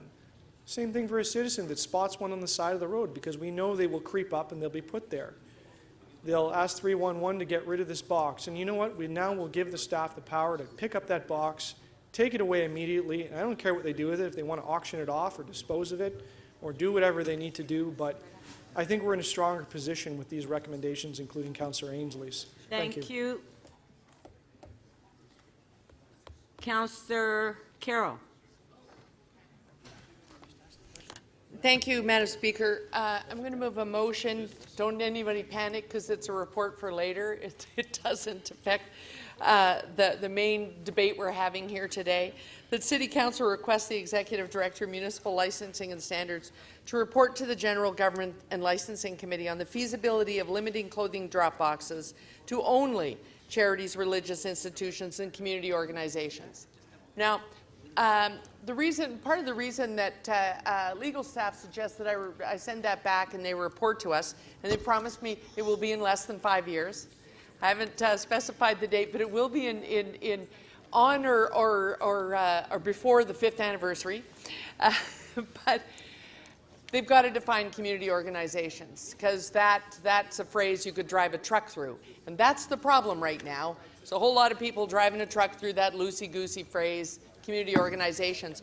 Madam Speaker, I often ask myself, because this will be the 3rd time I've been part of a long debate on clothing drop boxes, if they're so darn profitable, why aren't we in the clothing drop box business? Why don't we just outlaw them all and have City of Toronto clothing drop box businesses and send the rags out and make the money on them ourselves? I've got to the point where I don't understand why we don't just do that. That would clean up the mess right then and there. But the difficulty here is that there are charities that have begun to rely on the funds that they're making here. What I understand from talking to the Deputy City Manager, and I probably could have asked this question of licensing staff, is we also have a couple of private operators who are in fact making donations to charities, or so they say. I don't know if we've ever checked on that. We just know that we once got a call from Sick Kids Hospital saying, hey, don't outlaw those guys. We get a donation from them every year. I don't know if it's a donation bigger than what I could give them every year. I got a feeling it might be about the same amount. So what I want is for staff to look at getting this to the point where the boxes on the street are what residents assume they are. Because let's be clear, every resident who pulls up to a drop box assumes they are donating it to charity. Some of them actually think the clothes are going to end up on the backs of kids right here in Toronto. And I think we all know how many times that happens. 0 times. Unless you're dropping it off on the loading dock of a Value Village, it's on its way to a boat. And money is being made. So what I want to look at is not legitimizing what are illegal operators right now by making it so that they can, as in recommendation 1C, just say, I'm a private operator. Can I have one of those private operator stickers? And then we have to build a whole new process. What I want is for staff to look at how do we define the operator as strictly charitable and let them be the ones who are making those funds and make them be good operators. I'd love to have the distance requirement. I'm assured by staff that they really will begin this, they must notify. That's another recommendation I think Councillor Karygiannis didn't realize when he was asking for an amendment to the motion. Councillor Nunziata has already moved that henceforth they must notify us. And so the when you notify us, give us the power to say no is an add-on that staff can live with, and so I'll support it. But I want to hear back how we get rid of the private operators altogether. If Sick Kids is getting money from this, then contract someone to put a box out there with your name on it. My residents want to know that they are in fact contributing to charity and not contributing to the mess on the streets. As to enforcement and what will happen going forward here, I have to say that it is a bit rich of us here in council to continue to say we can't raise taxes, we can't raise taxes, we can't raise taxes, when our number one complaint in this room is always, will you enforce it enough? I'm changing a rule, can you enforce it? And at budget time, could we please get more enforcement? And lastly, when we pick up the phone in our offices, how many times a day do you get a phone call from a resident saying, you're not enforcing this? Well, that's a resource issue, and that's on us. If you want the enforcement that we're asking for in this item, if you want the enforcement that we ask of the police, of bylaw and other issues, if you want enforcement, you just have to buy it by putting it in the budget. And how does our budget get funded? I think we all know. That's a joint relationship between us and our residents. If you want more enforcement, you just have to pay for it and put it in the budget. And that's what I've begun to say to my residents. I will enforce as much as I can afford. And if you want more, then you and I have to have a conversation about the affordability equation. Thank you, Councillor. And that's all of Carroll. us. Thank you. Councillor Pasternak. Yeah, thank you, Madam Speaker. I'm just going to speak very briefly about the overall Dropbox program. I mean, a lot of what's been discussed here is pretty negative: illegal operators, enforcement, removing them, fining them. But the reality is the Dropbox program aligns with many of our city policies and objectives. Certainly when it comes to solid waste and our strategy there, diversion and reusing is a key philosophy of the City of Toronto. The ability to divert from landfill saves us millions of dollars and increases the lifespan of our landfill locations. The ability for residents of Toronto to take clothing and other items and donate them through a Dropbox allows us to let the private sector, whether they be a charity or a nonprofit or a private business, to do our good work. And that leads to my second point. We have a social capital framework in the City of Toronto where we are supposed to align ourselves and work with nonprofits, charities, and other Councillor organizations. Pasternak, I'm going to put your time on hold. We don't have quorum. Can our quorum call, please?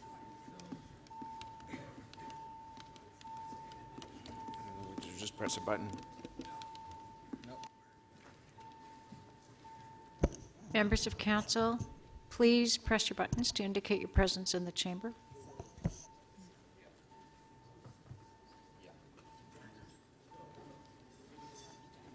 Councillor Lai, please. Councillor Carroll, please. Councillor Bailao, please.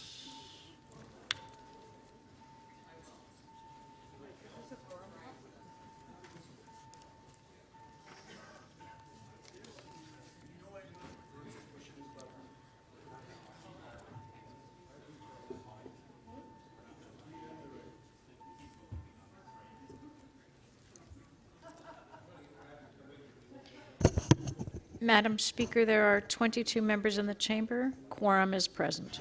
Thank you, and I'd like members of council to please remain in your seats so we have quorum. Thank you. Councillor Pasternak? Yes, thank you. I'm sure the rest of my speech will be most riveting to keep councillors in their seats. So the second point I was trying to make is when it comes to our social capital framework, which is a City of Toronto policy in which we align ourselves and work very closely with nonprofit and charitable organizations to make sure they succeed. And in many cases, they take on the responsibilities that big government cannot do. They run many of our shelters, they assist with food banks, they assist with social counseling, and they assist with a number of different functions in society where we have agreements with them. This is another avenue for social capital. And finally, I would like to just mention a few charities that are doing great work. Certainly diabetes, which we've heard from, High Lifeline, which helps kids who are terminally ill, and of course B'nai B'rith, human rights organizations, all use drop boxes and all use the donations through the boxes to do their good work. Now, it's mentioned on several occasions during this debate that the clothing in these boxes never see it onto the backs of Torontonians. Well, sometimes they do, and sometimes they don't. But even if they are weighed and sold, and cash is given to the owner or operator of that charity box, and the clothing is shipped overseas, as a few people have alluded to, the funds derived from those donations are still used for good work. The Dropbox program across the city has to be managed. People have to follow the rules. We need tougher enforcement, but at the same time, good, legitimate, charitable operators should be supported. They should be encouraged. And I urge councillors not to jump to conclusions and have them removed without due process, because this is exactly the Dropbox program aligns completely with many of our city policies and the philosophies that we have. Thank you. Councillor Perks to speak. Thank you. I rise to support the motion put forward by Councillor Carroll, which is to send this back to staff and take another look at how we license these things. Frankly, if I had my druthers, I'd go even further. I'd say go back and look at whether we want them at all in the City of Toronto. If you sat down with a blank slate and asked yourselves, how would we get textiles reused and recycled in the City of Toronto? This is not the system you would design. It is ineffective, it is badly monitored. Our city staff tell us they have no idea. They cannot tell you what happens to material that goes in these boxes. We have no idea if it's a cost-effective system. We have no idea if it's ecologically sound. We have no idea where the textiles wind up. It's just poorly designed. It's badly thought out. It's a legacy of a very, very old, 40-year-old way of thinking about how to recycle and reuse materials. And in counterpoint to what Councillor Pasternak said, if you were thinking of a way of funding some of the good works that organizations like the Diabetes Society or B'nai B'rith or others do, this is absolutely not the way you would do it. Now, Councillor Pasternak makes the suggestion, you know, we believe in working in partnership with not-for-profit agencies to deliver services. Absolutely correct. We contract, for example, with the Salvation Army and others to deliver shelter services. We're paying them to deliver a service that they are expert at. We're not, in this case, paying an entity which is expert in the management of textiles so that we can protect the environment. We're treating it as a cash cow for organizations that do entirely other kinds of work. If we as a council think there needs to be better investment in diabetes work or human rights work, we can have a consideration about whether or not we want to provide direct supports to them, whether we want to contract them to improve outcomes around human rights and research into and management of diabetes. We could do that. But to litter our streets with third-rate recycling programs that create unsightly messes, are badly regulated, and have no accountability back to us for environmental outcomes is just Looney Tunes. So I look forward to the report that Councillor Carroll has asked for, and I hope that as part of that, city staff take a giant step back from the world we're in now and ask ourselves, is there a better way to get better outcomes in terms of reuse and recycling? And if there's an issue about funding some of the good works in the city, is there a better way to do that? I cannot believe that we're bending over backwards to accommodate a system that we know does not work. Thank you. Thank you. Councillor Perks, I believe that, and I've clarified that with Councillor Carroll, she just referring back to staff on the limited clothing drop boxes to charities, not the whole item. Just. I understand that, Speaker, and if I had moved a motion, I would be glad to take your question. I don't think that there's a motion in front of us that would, and I don't think city staff are prepared to, eliminate drop boxes today. We're just not in a position where we could legally do that. But I'm hoping when the review comes, we ask deeper questions of that piece that Councillor Carroll has put forward. Yeah, it's just that I clarified. I understand, Speaker, and I wish I'd moved a motion so that you could ask me clarifying questions. Councillor Fillion. Yes, so I just would encourage members of council, if they can follow all the moving parts, to consider what's before us as a package, because as a package it works really well. We have the, I'm just having trouble hearing. So as a package, we have some really good recommendations from staff. We have some a number of motions from different councillors, and some of them may seem to be contradictory, but they actually do all fit together, and they actually fit really well, Madam Speaker, with a motion that you moved that is staying intact from the committee, which is, and I'm reading it out, it's in the what's before us. Allow a local councillor to refuse a permit request for new clothing drop boxes on private and public property in their ward within 14 days of receiving the request, and for a permit request to be denied upon a local councillor's refusal. So that's a motion. You made it, Council. I think everybody's glad you made it. Nobody's speaking against it. So what we have, when you put everything together, is staff are required to notify a local councillor if a drop box is being proposed. The local councillor, if, as in the Speaker's case, has problems with drop boxes, can simply say, no, I don't want another one, or I don't want another one here. You don't need the 250 meters to do that. So when you put this together with everything else, it works for everybody. What didn't work for everybody was the 250 meters. It worked for some councillors, but if you represent an area, as I do, as many of us do, where there's very high concentration of people, where we have very high density areas, it stands to reason that if you have 50,000 people packed into a very small geographic area, that those people need they need drop boxes in a concentrated way. So if you can have a cluster of condos with a drop box, that is a good thing, and that may be 100 meters away from another cluster of condos that should also have a drop box if they want it. So when you put all of the recommendations together, unless I'm missing something, everybody gets what they asked for and what they need, and it's a really good package. And I also totally support Councillor Carroll's motion, which, as you pointed out, is not referring the item back to staff. It is simply asking us to look at further limiting who can operate a drop box, which would hopefully further improve the situation. Thank you. Councillor Perruzza.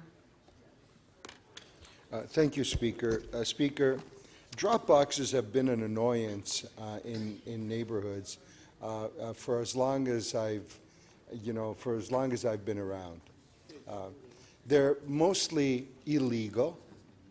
They're just big, clunky metal boxes that get dropped in neighborhoods, and then they attract all kinds of garbage. And over the years, in trying to deal with these drop boxes, you hardly ever are able to trace them back, find who they belong to. Our staff really can never deal with them. Why? Because they're heavy. You need big trucks. You need to move them somewhere. It costs a lot of money.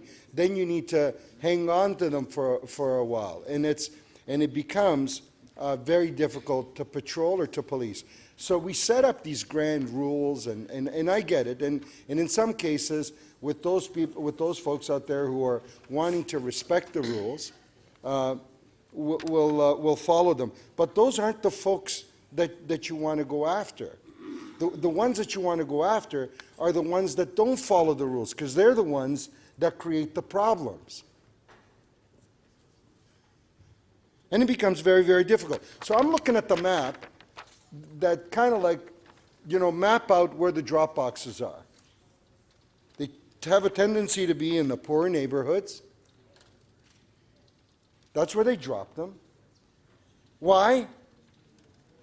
Because there, people don't get on the phone immediately and complain about them. They're not dropping them down here on Rosedale, because the minute that truck screeches to a halt to try to drop that box, somebody will be on the phone to complain about it. And they'll complain about it every day. And before they get anything in that box, somebody will do something about it. So where do you go? Well, why not drop them along the Jane corridor? And where do you do it? Where do you drop them? You drop them in that gray area in the properties, right? The private parking lot, the public boulevard, you kind of straddle it right somewhere in the middle. So the private property owner says, is that on my parking lot? Is that on my private? No, it looks like it's on the public boulevard. And then it becomes an eyesore and a garbage collector. Now, I don't even want to go into the stories about who the outfits are behind this stuff. But this is big, big business. It's huge business. We've all heard the stories. There's organized crime behind this stuff. People get threatened when they complain about the box being on their private property. They get told to shut up. Where does this clothing end up? It ends up in Eastern Europe. It ends up in the third world and it's sold for a lot of money. This is big, big business. Clothing is hard to come by in some areas of the planet. And it's very, very expensive. So what we should do, what we should be doing is we should be picking up these boxes, taking them into our own warehouses. We should be setting up this. You want to put these folks out of business? Get the trucks, get the warehouses, pick up the boxes before they have a chance to pick them up, because they ain't complaining because they're illegal, and set up the business where you do this stuff. You do this stuff for a while, and then you put them out of business, and these boxes disappear. You can set up all the grand rules you want. You're not getting rid of these boxes in the poor neighborhoods across the city, because it's big, big business. And it's funny. It's the poor folks that have a tendency to say, let me go to that box. I got these, I don't need this clothing anymore for the young one, because they're not, they haven't worn them out. They're not going to wear them out anymore. They've outgrown them. And they're the ones that march over to this box, and they think they're doing a good thing. They think they're giving them to someone who needs them. The truth is, they're giving them to organized crime, who's going to sell it to someone who needs them at enormously marked up prices. Thank you, Councillor Perruzza. Thank you. Okay, we're ready to vote on the motions. In numeric order, first motion is motion 1, recorded vote.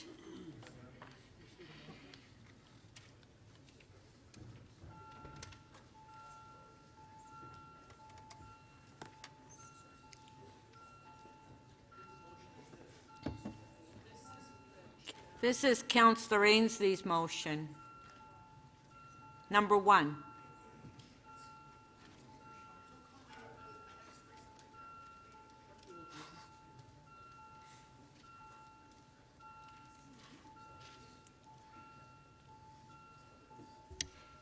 Councillor Perruzza, please, and Councillor Wong Tam. Thank you.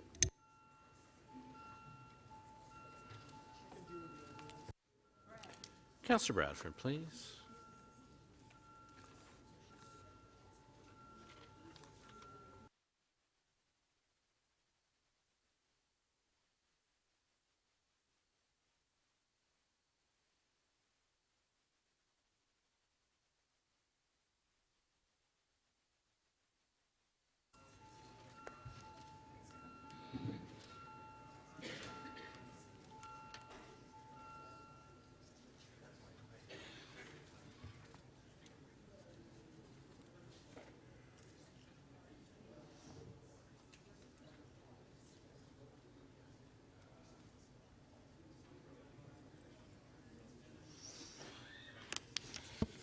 The amendment carries 11 to 10.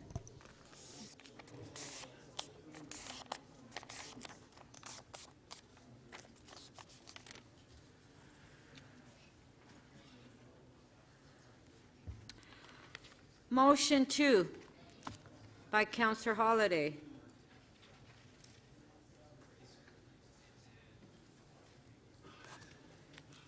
Recorded vote.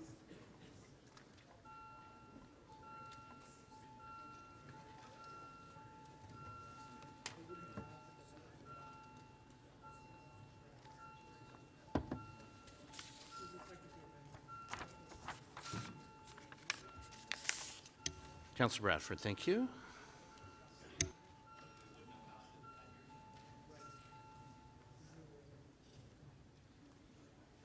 The amendment carries unanimously, 21 in favor. Motion 3 by Councillor Carroll. Recorded vote.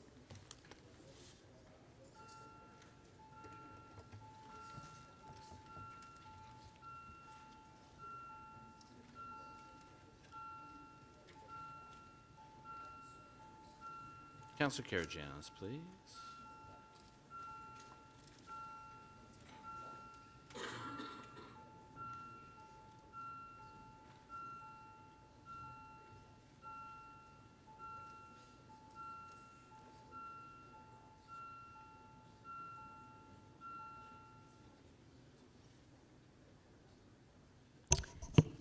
The motion carries 21 to 1.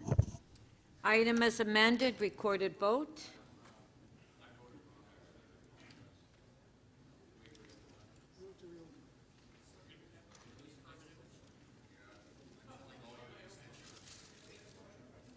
Okay, reopen on favor, carried. Councillor Grimes. Yes, we already did that, Councillor Holliday. Okay, on the item, recorded vote. Sorry, no, that was,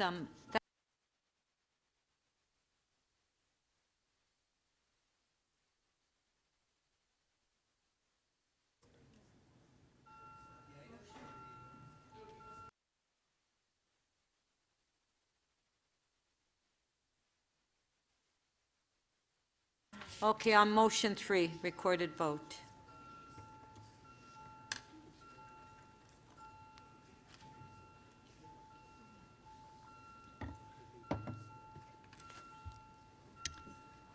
Councillor Perruzza, Councillor Robinson, Deputy Mayor Min Wong, and Councillor Wong Tam, please. Councillor Karygiannis, please.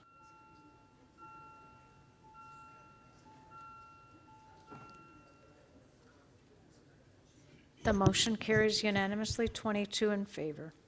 Item as amended, recorded vote.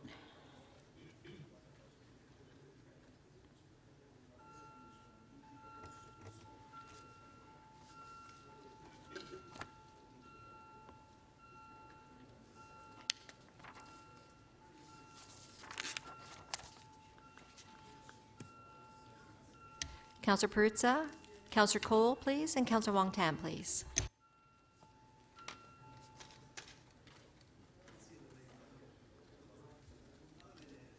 The item is amended, carries unanimously, 22 in favor. Okay, on page 4. Yeah, I'll do that after. Page 4 IE 5.10, management of solid waste. Councillor Karygiannis, you held the item down. Do you have questions? Okay. Okay, Councillor. Okay, if you have a Councillor Robinson question. Thank you, Madam Speaker. To staff, I understand that a special advisor has been appointed and will be reporting back. Will the GM also be reporting back on this piece of the process? Through you, Madam Chair, to the Council, Solid Waste will report back in due time once we review the report that's provided by Mr. Lindsay during the EPR review process. My understanding is that he's been given a directive of approximately 6 weeks to give the Minister his recommendations. We will review those recommendations and assess any implications and impact that will have for the City of Toronto and bring that information back to Committee and Council. So will the city be involved in the various working groups, etc., that have been established as part of the process and the special advisor? Through you, Madam Speaker, the City is involved in the 6 or 7 meetings that have been set up for the mediation process by the province. How long has this process taken in total, would you say, to date? Through you, Madam Speaker, in terms of the process for EPR, quite some time. I don't have a definitive date on that. In terms of the mediation process that was just announced last week or 2 weeks ago by the Minister, approximately 2 weeks so far. Okay, and any sense of potential costs that would be associated to the city as a result of this? Do you have any sense of that at this time? Through you, Madam Speaker, no, we don't. We'd have to assess the information that's provided by the mediator, as well as any information that's provided through the Minister of the Environment with the decision on EPR. And do you have any updates for us, any emerging themes or issues that you could relay to Council today? Through you, Madam Speaker, to Council, nothing new that hasn't been provided. Our message right now to the mediator is that for the City of Toronto, we do not want to see any reduction in our service level, and we do not want to see any reduction in the material that's being collected and processed. If anything, we would like to see that increase, understanding that the producers will ultimately be responsible for those costs. We do have to take into consideration the efficacy of moving forward with adding additional items to the bin. Okay, thank you very much.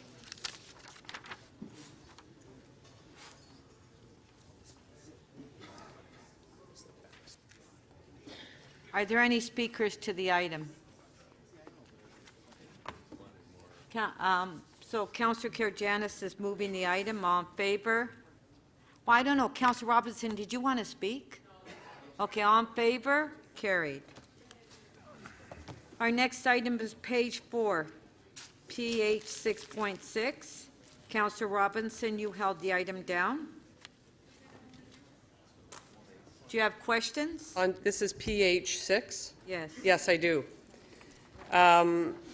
So municipal licensing, this question is for you.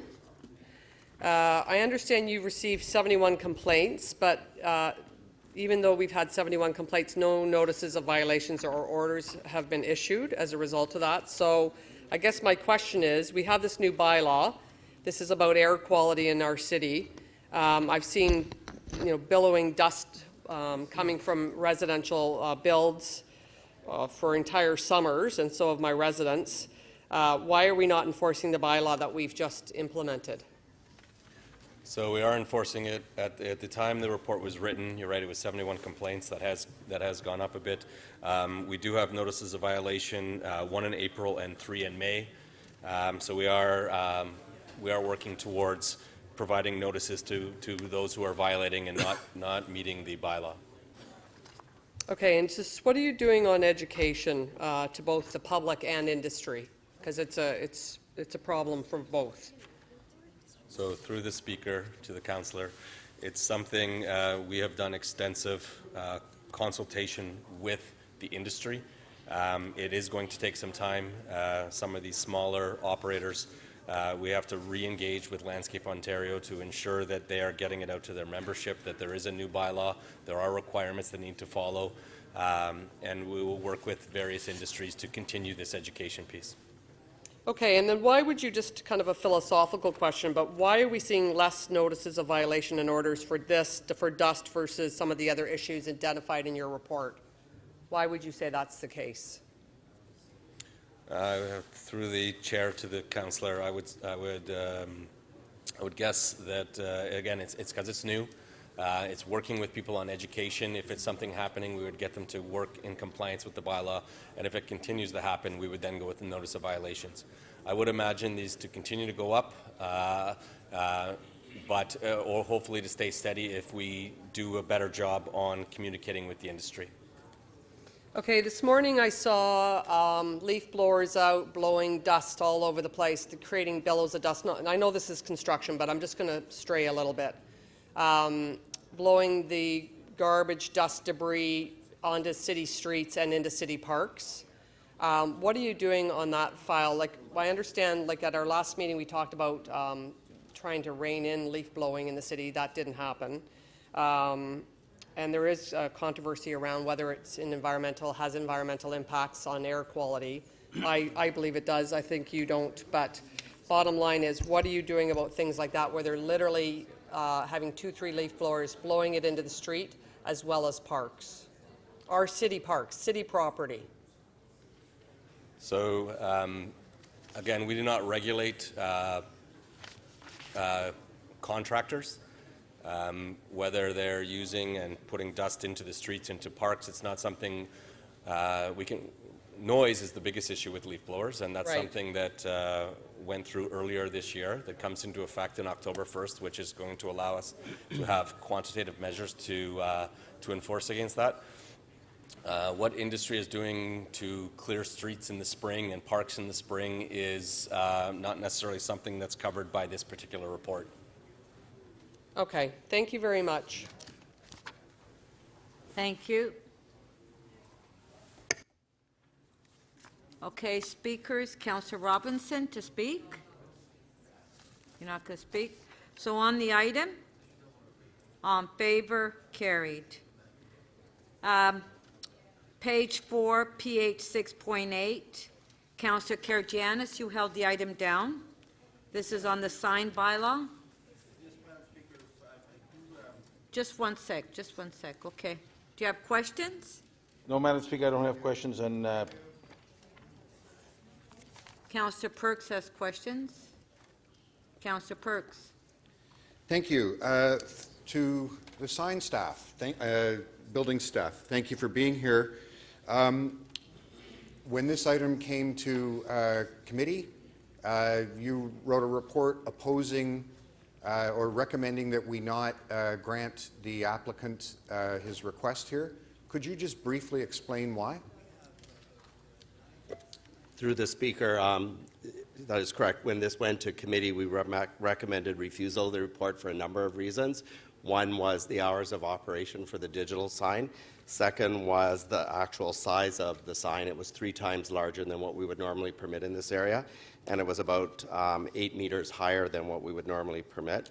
Also, the sign was too close to the gardener, so normally we would want the sign to be, or the bylaw requires the sign to be 400 meters away from the gardener. In this case, it's 45 meters to the gardener. So as a result of all that, the impacts that that sign would have as far as traffic on the gardener because of the proximity and the size, the impact due to the size of the sign, we recommended refusal. So too many hours of operation, 3 or 4 times the size it's supposed to be, 90% closer to the gardener than it's supposed to be, and too high. That is correct. Okay. During the applicant's presentation, they made a comment that the sign variance committee, which is normally where a variance like this would go, or a variance would go, had told them that they wouldn't even consider a variance like this and it should come to council. Had this ever been in front of the sign variance committee? Through you, Madam Speaker, this application did go through the sign variance committee as well. And what did the sign variance committee decide? The sign variance committee refused it. Thank you very much. Thank you. Okay, Councillor Karygiannis, you held the item down. Speaker, I do have a motion, if staff can put it on. Oh, so the staff just have it, so they're working, they haven't got it. It hasn't been drafted up yet, Councillor? Yeah.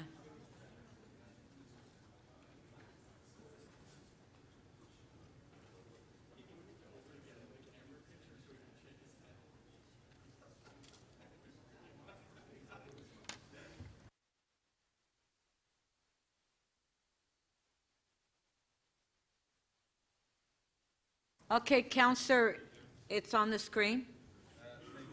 Speaker, I'm just looking to amend the application on the affirmative versus refusing to allow it to happen. Okay, did you want to speak? That's it. No? That's it. Okay. Well, I did move. Thank you. Councillor Perks to speak. Thank you, Speaker. You heard from our staff that this is egregious. This is so far off the mark. It boggles the mind, the audacity of the sign company in this instance. This is the kind of thing that makes a mockery of us having any kind of process around signs at all. For those of you who've been on council for a couple terms, you know we struggled long and hard to find a system for managing these kinds of signs in the City of Toronto. We designed special sign districts. We have the Gardner Gateway District. We set heights, we set sizes, we set hours of operation. And we knew that in some instances there might have to be minor tweaks because, you know, every property in Toronto is unique. And we set up the sign variance committee so that we could handle special cases. What the applicant and his, suite of lobbyists have tried to achieve here is to say, throw all of that out, forget about how the process that City Council established, let's just go around it and get a specific amendment. They actually want an amendment to the sign bylaw just for them. They don't want to follow the normal rules. They don't want to listen to the work that we've done over a decade to establish a fair, balanced approach to managing these kinds of signs in our community. I'm amazed that it's even here in the first place, and I urge you all, please don't support Councillor Karygiannis' motion. Thank you. Councillor Billion. Thank you. I rise to pay homage to the very hard work done by the sign industry lobbyists in our city. They assist us with the very difficult task of determining what's in the public interest. Now, they're not the only tool we have. We could look to our own bylaws that we very carefully have developed. We can look at the advice of our staff who tell us when something is a very egregious violation of our bylaws and should not be supported. We can listen to the public who depute at the committee, and we can listen to the deputations made at the committee. But we also have the benefit of the sign lobbyists, and strangely, I don't benefit from that. I never get lobbied by them, but I noticed that on this particular sign, 19 of the 26 members of council got lobbied, a total of 31 times. Some had the benefit of getting advice from 4 different sign lobbyists. In fact, 3 people had that benefit. And there's very interesting patterns in and who benefits from this advice. One lobbyist didn't lobby Scarborough councillors, only one Scarborough councillor. 2 other lobbyists lobbied every Scarborough councillor. One former councillor lobbied only 3 people, 3 selected councillors. One of them had the benefit of their advice twice. So I'll be really interested to do a comparison after the vote of how the decisions that we make line up with this advice we get from the side lobbyists. There was a council meeting in the last term where we had 2 controversial sides before us. The one had no lobbyists, and that one was turned down. The other one was one that we'd previously turned down, but several councillors had the benefit of extensive advice from the sign lobbyists and changed their vote, and that one passed. And it was quite an interesting correlation between who switched their votes and who'd been lobbied, how many times, and by whom. So there's some very interesting patterns here, and I'll be very interested in seeing just how the votes line up and how much who benefits to what extent from the advice they received from Pattison and other companies. Councillor Fillion, please. Just discuss the item. He is discussing the item, Speaker. I am discussing. No, you're not. You're Well, I believe I am, Madam Speaker. So I will go on back to the item. Okay, point of privilege. Speaker, I find where Councillor Fillier is going to be uncalled for. The fact that we have a lobbyist registry and the fact that the lobbyists go and register in order to talk to us, that is not something that is illegal. He's making it sound that is way far-fetched over. You know what? When you're saying that so many councillors got and so many didn't, Okay, that's a Councillor. public record. This is not Now- something that you need to give us advice on the floor. Thank And I feel very offended by you doing that. Thank you. Okay, Councillor Fillion, please continue. So I think members of council know how much these signs are worth. There's a reason why there's a surplus of advice that members of council receive from the industry. There is literally millions of dollars that can be earned in the blink of an eye, or in our case, the push of a button. Councillor Carroll to speak. Madam Speaker, the piece of the staff report that really decided my vote, and my vote is against, is simply this. There are no existing third-party signs located at the subject property, but there are 2 large third-party electronic ground signs to the east and to the west, both within 500 meters of the proposed sign, and 3 other third-party signs within 400 meters of the proposed sign. I simply ask, when is enough enough? Okay, we're ready to vote. Ring the bells.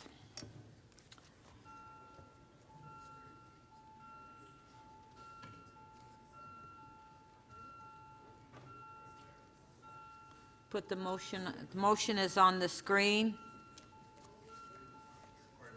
Yeah, recorded vote.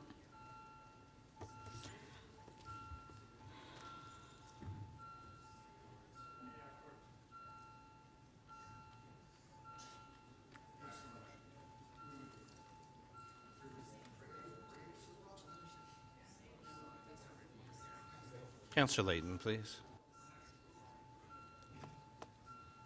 Councillor Perruzza, please.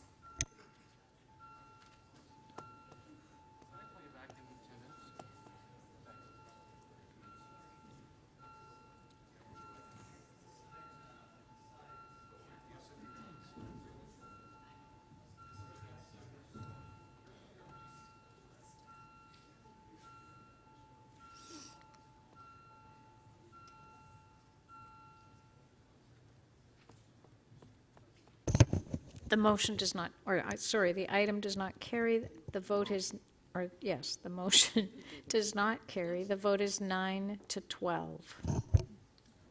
Okay, before we go to the next item, Oh, on the item, on favor, carried. Recorded vote.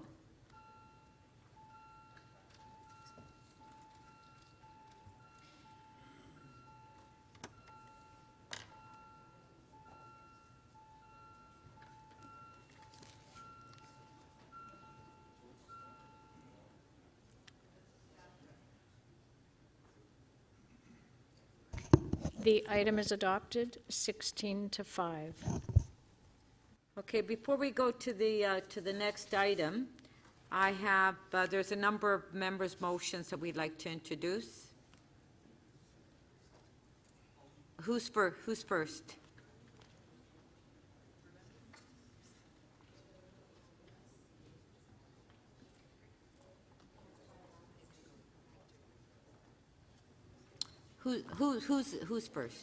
Councillor Bylam.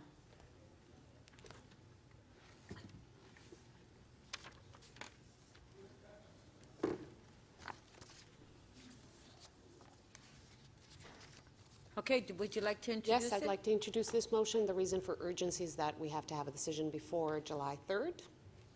Okay, on favor, carried. Next. Councillor Bylaw, next. And this motion is with regards to a lease that needs to be signed before July 1st. On favor, carried.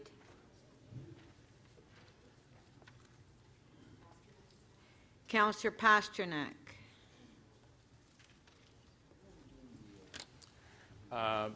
Yes, this motion is urgent in order to ensure the necessary agreements be finalized, that bicycle parking racks purchased and installed before the Ontario Municipal Commuter Cycling Funding expires at the end of 2020.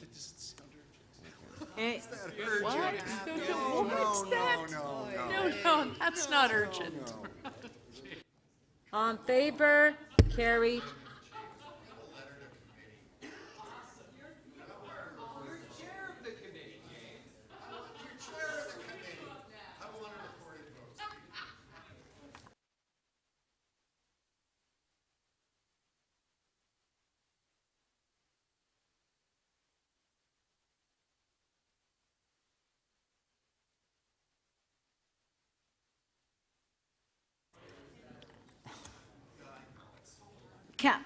Councillor Perks, did you ask for a recorded vote?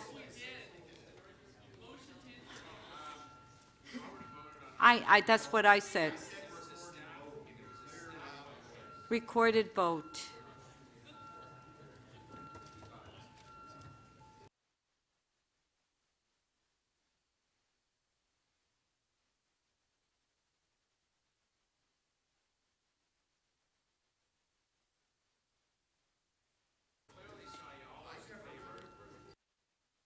We did, Councillor Pasternak, but apparently, according to the clerk, that we have to have a recorded vote. You're absolutely correct, Councillor Pasternak. We had taken the vote. Madam Speaker, the rules are very clear in our bylaw. A member may ask for a recorded vote after a hand vote has been taken.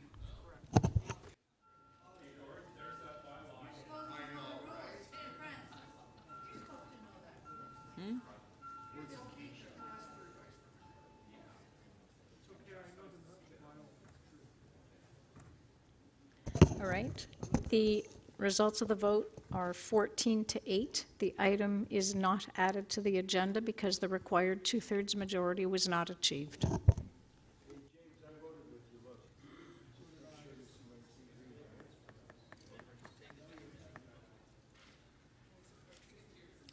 Councillor Perks? Councillor Perks? Yes, Speaker. So this motion is urgent as the deadline to object to the application is July 10th, 2019, prior to our next opportunity to meet as a council and debate it. On favor? Recorded vote.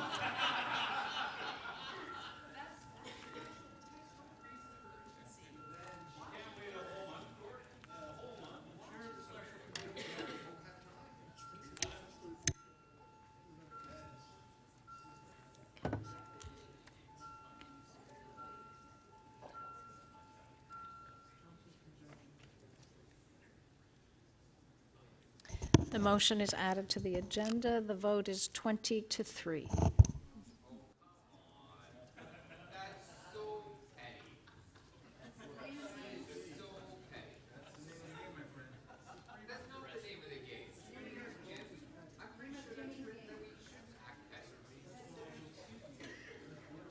Who's next?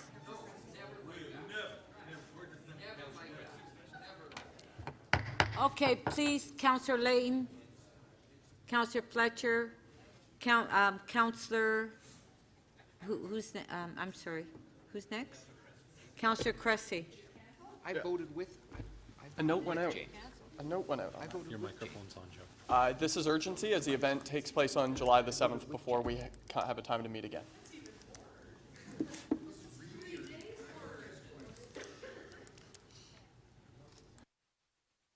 All in favor? Carried.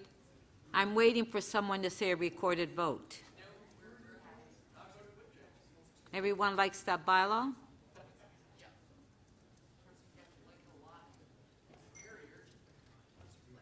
Councillor Fletcher. Yes? What is it? Oh, I'm sorry. I thought I was in trouble again. This is a notice of motion in order to, pardon? It's your day. To get a report to September 4th government licensing, and I'd like to ensure that happens by asking staff for that report here. It's got to do with assessment on a theater part. I won't go into the whole thing, but Councillor Ainsley understands it. Don't you? Don't mention my name. All in favor? Recorded vote.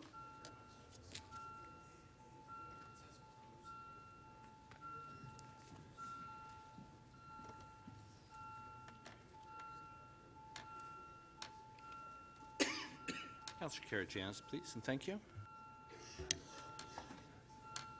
Councillor Perruzza and Councillor Pasternak, please.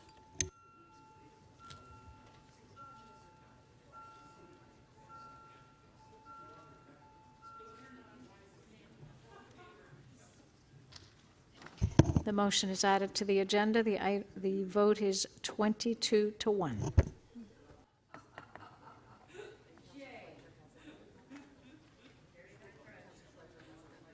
Councillor Fletcher. Yes? Yes? Oh, another, I'm sorry. This is a Committee of Adjustment appeal. It was turned down by the committee. The applicant has gone to appeal it, and I'd like city legal there to uphold the committee, please. All in favor? Carried. Okay. Councillor Grimes, do you have a point of order? Point of privilege. Councillor Grimes. Thank you, Madam Speaker. I know there's a couple luncheons going on today. I went upstairs, but Dino's Wood burning pizzas in the Queensway in my ward, and Dino has made a 20-foot long pizza for Joe Cressy. It's about, what's that, 20 meters? Not 20 meters. Anyways, it's in feet. I gave it to you in feet, but it's 6 meters. 6 meters. Dino's made this in honor of the Raptors, in honor of the big win, the Raptors. So down in committee room number 1 at 12:30, please stop by and see this. No, it's not. There's double anchovies on you, Councillor Cole. So I want to thank Dino for bringing this down, but he's invited everybody to come down, staff, your staff, members of the media, come down and see this huge peanut from one of the great pizzerias in my ward, Dino's Wood Oven Pizza. So please come down and enjoy a slice. Is there any vegetarian? Thank I have you. no idea what's on it.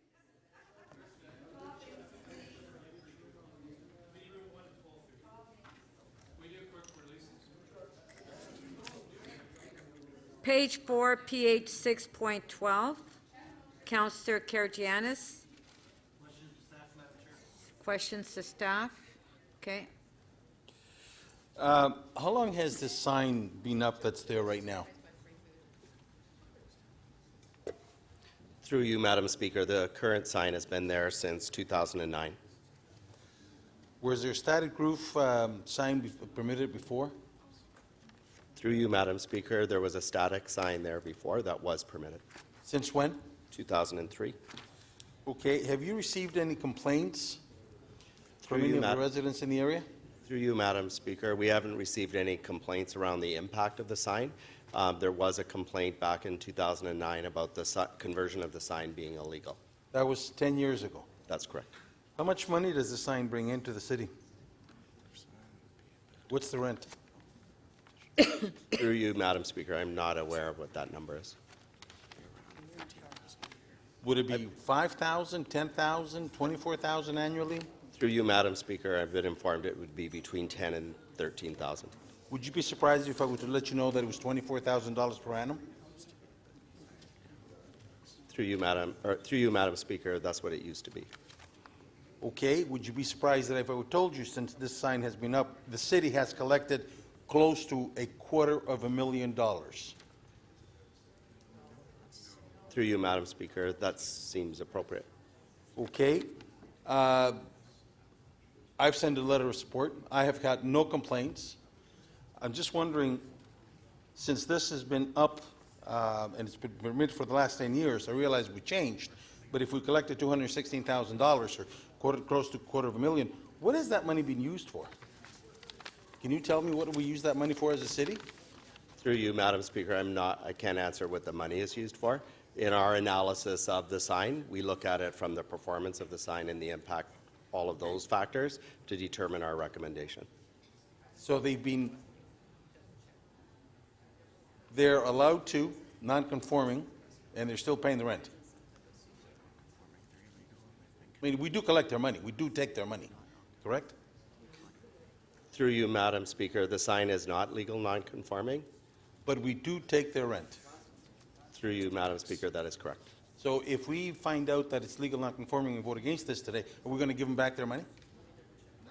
Through you, Madam Speaker, I don't believe so. Okay, so therefore, $24,000 a year, no complaints. Would I be correct in that? That is correct. Okay, thank you very much. Appreciate it.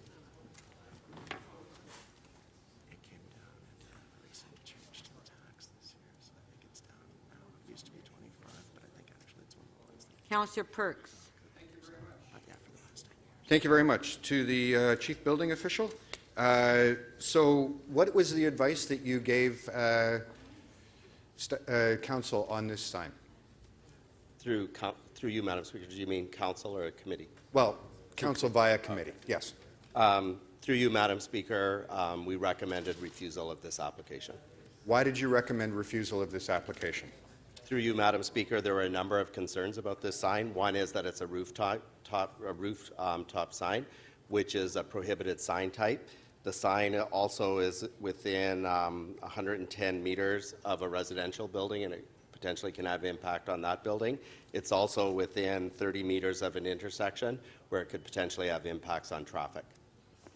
So we don't allow this sign type at all. It's too close to an intersection, and it's too close to residences. That is correct. Okay. This sign, Councillor Karagianis was asking you a series of questions. We've actually taken enforcement action against this sign. Is that correct? Through you, Madam Speaker, that is correct. So city staff notified going back in history, so originally there was a rooftop sign that was just a paper sign, and then without permission they converted it. Is that correct? Through you, Madam Speaker, that is correct. So the sign there, according to our bylaws, is illegal, and we've taken enforcement action against it. That is correct. Thank you very much.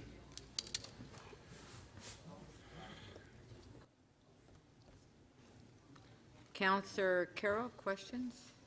I hope I'm not putting you on the spot. I'm asking questions that I know the answer to because this is right at the corner of my ward. This intersection has a very active collision record, does it not? Through you, Madam Speaker, I don't know the answer to that question. 2 times people were seriously injured by cars running into the bus shelter right at the corner of this intersection. Were they not? You probably don't have the record, but that is a fact. This faces diagonally straight into the intersection so that, 2 out of 3 directions are looking at this sign. Why do we worry about that? Through you, Madam Speaker, the concern there is the impact that it has on the traffic approaching the intersection. Right. It's a distraction. Now, very much a distraction, in an intersection with lots of distraction already. Now, there's a letter attached to this from the local councillor, because it's on the other side of the street, saying that there are no complaints about this sign. I don't know, because the sign bylaw was really in the process of being approved. I don't know if you log complaints. Do you have the complaints when this sign first went in, which is now years ago? Do you have a log that shows those complaints? I received many complaints. I'm wondering if the sign bylaw would have any record of those, given how long ago this sign went in. Through you, Madam Speaker, we do have the complaint from 2009 about the illegal sign, the conversion, and that's what started the investigation on it. Thank you, thank you. I'll speak later to the complaints that came directly to me. Thank you. Councillor Karygiannis to speak. Thank you, Madam Speaker. I do have a motion, if that can be put up on the screen, please. And that is for the sign to be allowed to go on the affirmative. This sign, Madam Speaker, has been there a long time. I do drive by it almost every day. I have received no complaints about the sign as the local councillor, or before when I was the MP in the area. This sign does not portray any visible light in anybody's bedroom. The sign is taken, it portrays away from apartments. In talking to people that live in the apartments, they do not have any problems with it. And we did hear that this sign also brings close to $250,000 in the city coffers that we need.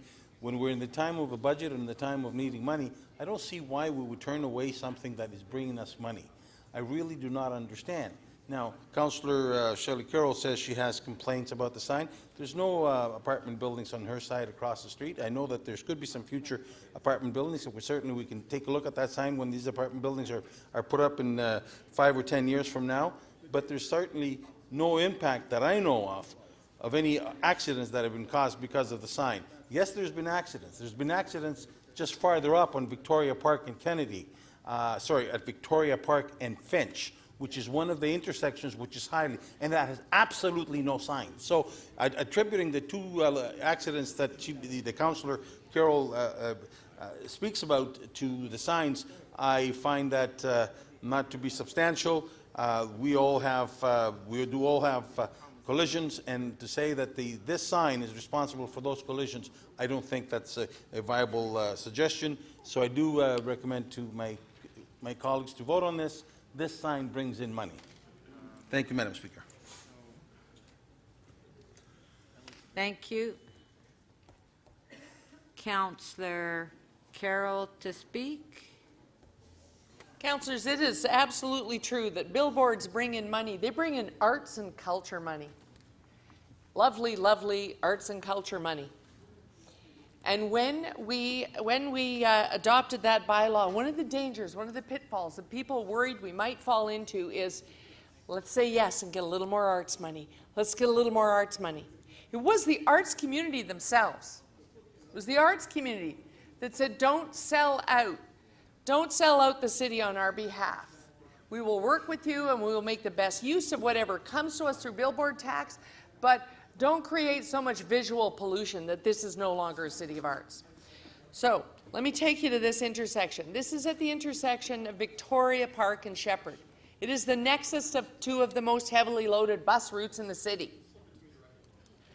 It is heavily loaded with pedestrians. Hell, if you did a count, I'll bet you could put a scramble there and it would work a little better and it would be a damn sight safer. But that's new science in the suburbs. That's not going to happen anytime soon. But what is happening at the corner of Victoria Park and Shepherd? Consumers Next. We are trying to create a business park we can be proud of, mixed uses along Shepherd and Victoria Park that we can be proud of, and be ready for a transit expansion that allows for a station here, safe access, and yes, there is a massive development application. It may well be. We don't know, Councillor Karygiannis. I don't know why he's speaking directly to me, but he might be right. Councillor, if you can speak through the chair. Yes, that would be great if Councillor Karygiannis could do the same. That perforated line means that there may well be some transit. I think you mean a point of privilege. Just one sec, Councillor Carroll. Yes, Councillor Karygiannis. I never spoke to the councillor. The only thing that I said is the word subway. And if she thinks that I spoke to her, well, I'm sorry, but I didn't. Councillor, you shouldn't be interrupted when people are speaking. Okay, go ahead, Councillor Carroll. Thank you. We want this to be a beautiful business park. We want it to demonstrate that mixed use is possible on the edge of a business park, and there is in fact a banner application there now that will probably put residents right at this corner. And the residents that are in that apartment building that you can see at the back of this sign photograph that's in the report, they're some of the people who feel the least empowered to stand up and complain about a sign. But in Wishing-Well, south of the sign, where they go here to do their errands, they complained when it went in. And in the Hickory Nut area on my side of the street, people who travel through, whether by car or on foot or by transit, when this sign first went in, I'll quote the most pithy of the complaints, "What in the Sam Hill is that?" They were not happy when this sign went in. And finally, a process that we adopted has brought it here for us to decide whether or not we ought to say that it's legal and compliant. And it's anything but. And finally, here it is. And you can actually act on the things that people want you to act on. What did we just argue about this morning? We need enforcement. Please enforce. We make laws. Please enforce them. That's what this report is about. This is the very thing that confounds residents again and again and again. You guys keep making laws and we don't see them enforced. And this is one that the community wanted enforced the day it went up. And they may have only phoned you once. That was probably the community leader. A dozen phoned me and said, "What in the Sam Hill is that?" Haven't we got enough going on at that intersection? I'm sick of seeing ambulances at that intersection. Can we get rid of this sign? That's what I heard when the sign went up. Thank you, Madam Speaker. Thank you. Councillor Fillion. Thank you. First, I just want to correct any misconception that revenue from these signs goes to the arts. There was a chunk of money that had been in reserve pending a legal decision quite some years ago that was used to fund the arts over a period of time, but that is not the case anymore, so there's not funding for the arts from these signs. But in any case, as Councillor Carroll said, the arts folks would certainly want us to follow our own bylaws and the advice of our professional staff and not have sign pollution in our city. I will not repeat my speech paying homage to the sign industry lobbyists. I just will revise the statistic for this particular sign that 19 members of council had the benefit of 45 contacts with lobbyists in helping them determine the right way to vote.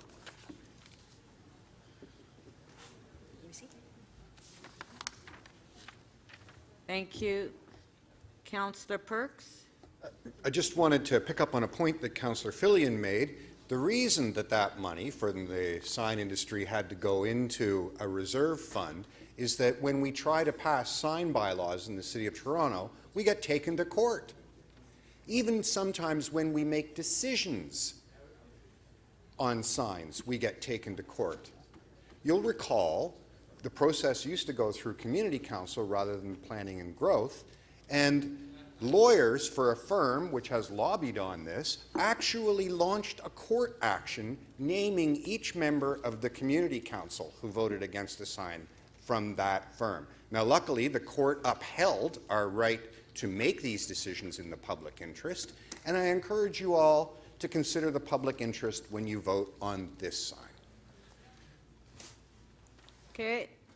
On the motion, recorded vote. Oh, Deputy Mayor Minnan-Wong, sorry. Yeah, I'll just speak very briefly. I haven't spoken to any lobbyists, but I have looked at the picture, and I do know the area fairly well. The impact on the community is pretty much next to none. It's at the corner of Shepherd and Victoria Park on the northeast corner. On the other side, I'm pretty sure it's Pizza, and there's a commercial area. On the other side, the distance from the condominium is quite far. I personally think billboards are okay in the City of Toronto. I think it's okay to advertise. I think that's part of what a big city does. We advertise things. And so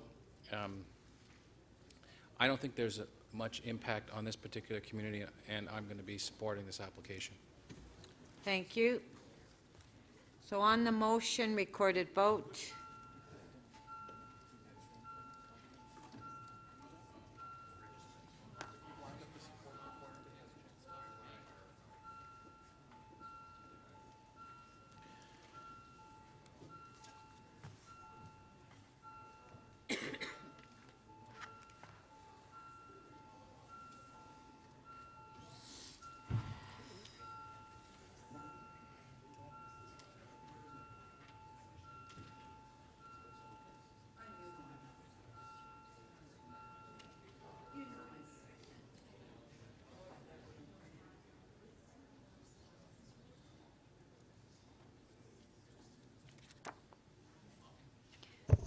The item does not carry. The vote is 9 to 11.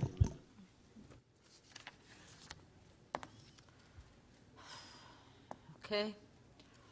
On the item, recorded vote.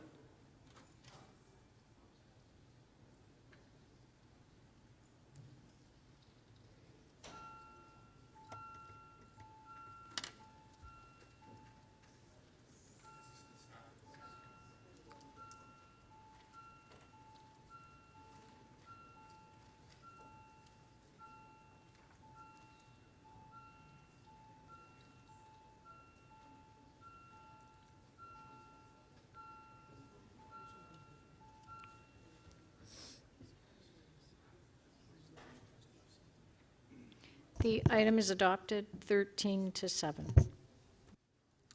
Okay, before we recess, do we want to do quick releases? Councillor Robinson said she had a couple. Is Councillor Robinson around? Okay, Councillor Layton. Madam Speaker, I have two. They also happen to be the next two items on the agenda, but my understanding is staff need to prepare the bylaws for TE 6.4, 348 Davenport Road City-initiated zoning amendment. Final report. There's an amendment. This came without recommendations from Community Council. So that's the amendment on the The screen? amendment to the recommendations. Right. And we'll adopt the recommendations. This is for some new shelter beds in the ward. Okay, the amendment, the motion is on the screen. All in favor? Carried. Yeah. Okay, on T 6.5? That was the amendment. That's the item. That was all. You sure? No, I'm talking about the Okay. next item. Okay, the next item is TE 6.5, 8 Elm Street, and 348, 356 Young. We had to reopen this item. There's an active OMB settlement hearing going on right now, so my apologies, but we just got the language from the solicitor. So this is an amendment to the supplemental report recommendation, which amends the original recommendation. It's an amendment to the supplementary. Okay, so the amendment is on the report, screen. Recorded vote.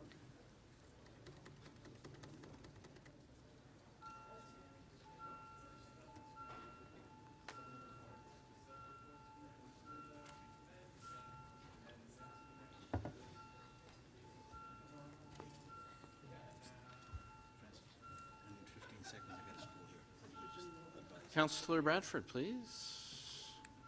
Councillor Fletcher and Councillor Karygiannis, when you're seated, please.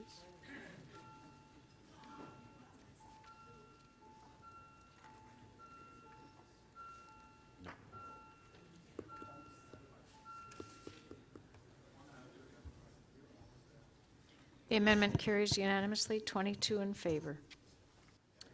Item is amended. All in favor? Carried. Councillor Ainsley. Thank you, Madam Speaker. On page 3, EX 6.12. We've dealt with that this morning. Sorry? We dealt with it Oh, this okay. morning. Excellent. Perfect. You weren't here, so we dealt with it. Councillor Robinson? Thank you, Madam Chair. Page 5, CC 8.10, I'll release. I would also release the next one, 8.11, if I can, together. Okay, on page 5, CC 8.10, Councillor Robinson is releasing. It's, yeah, it's on page 5, top of page 5. All in favor? Carried. On page 5. Okay, recorded vote on CC 8.10.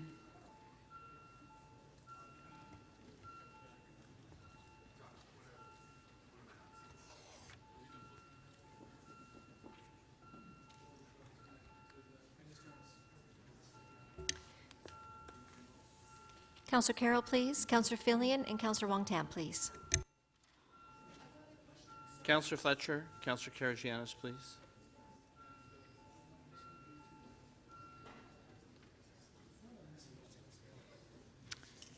The item is adopted 21 to 1. Okay, on CC 8.11, all in favor? Carried. Okay. Recess to 2 o'clock.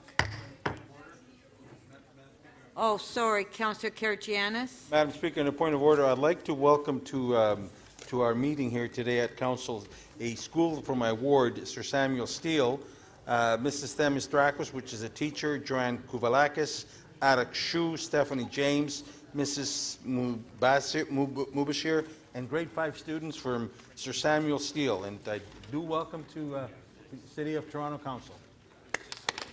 Welcome.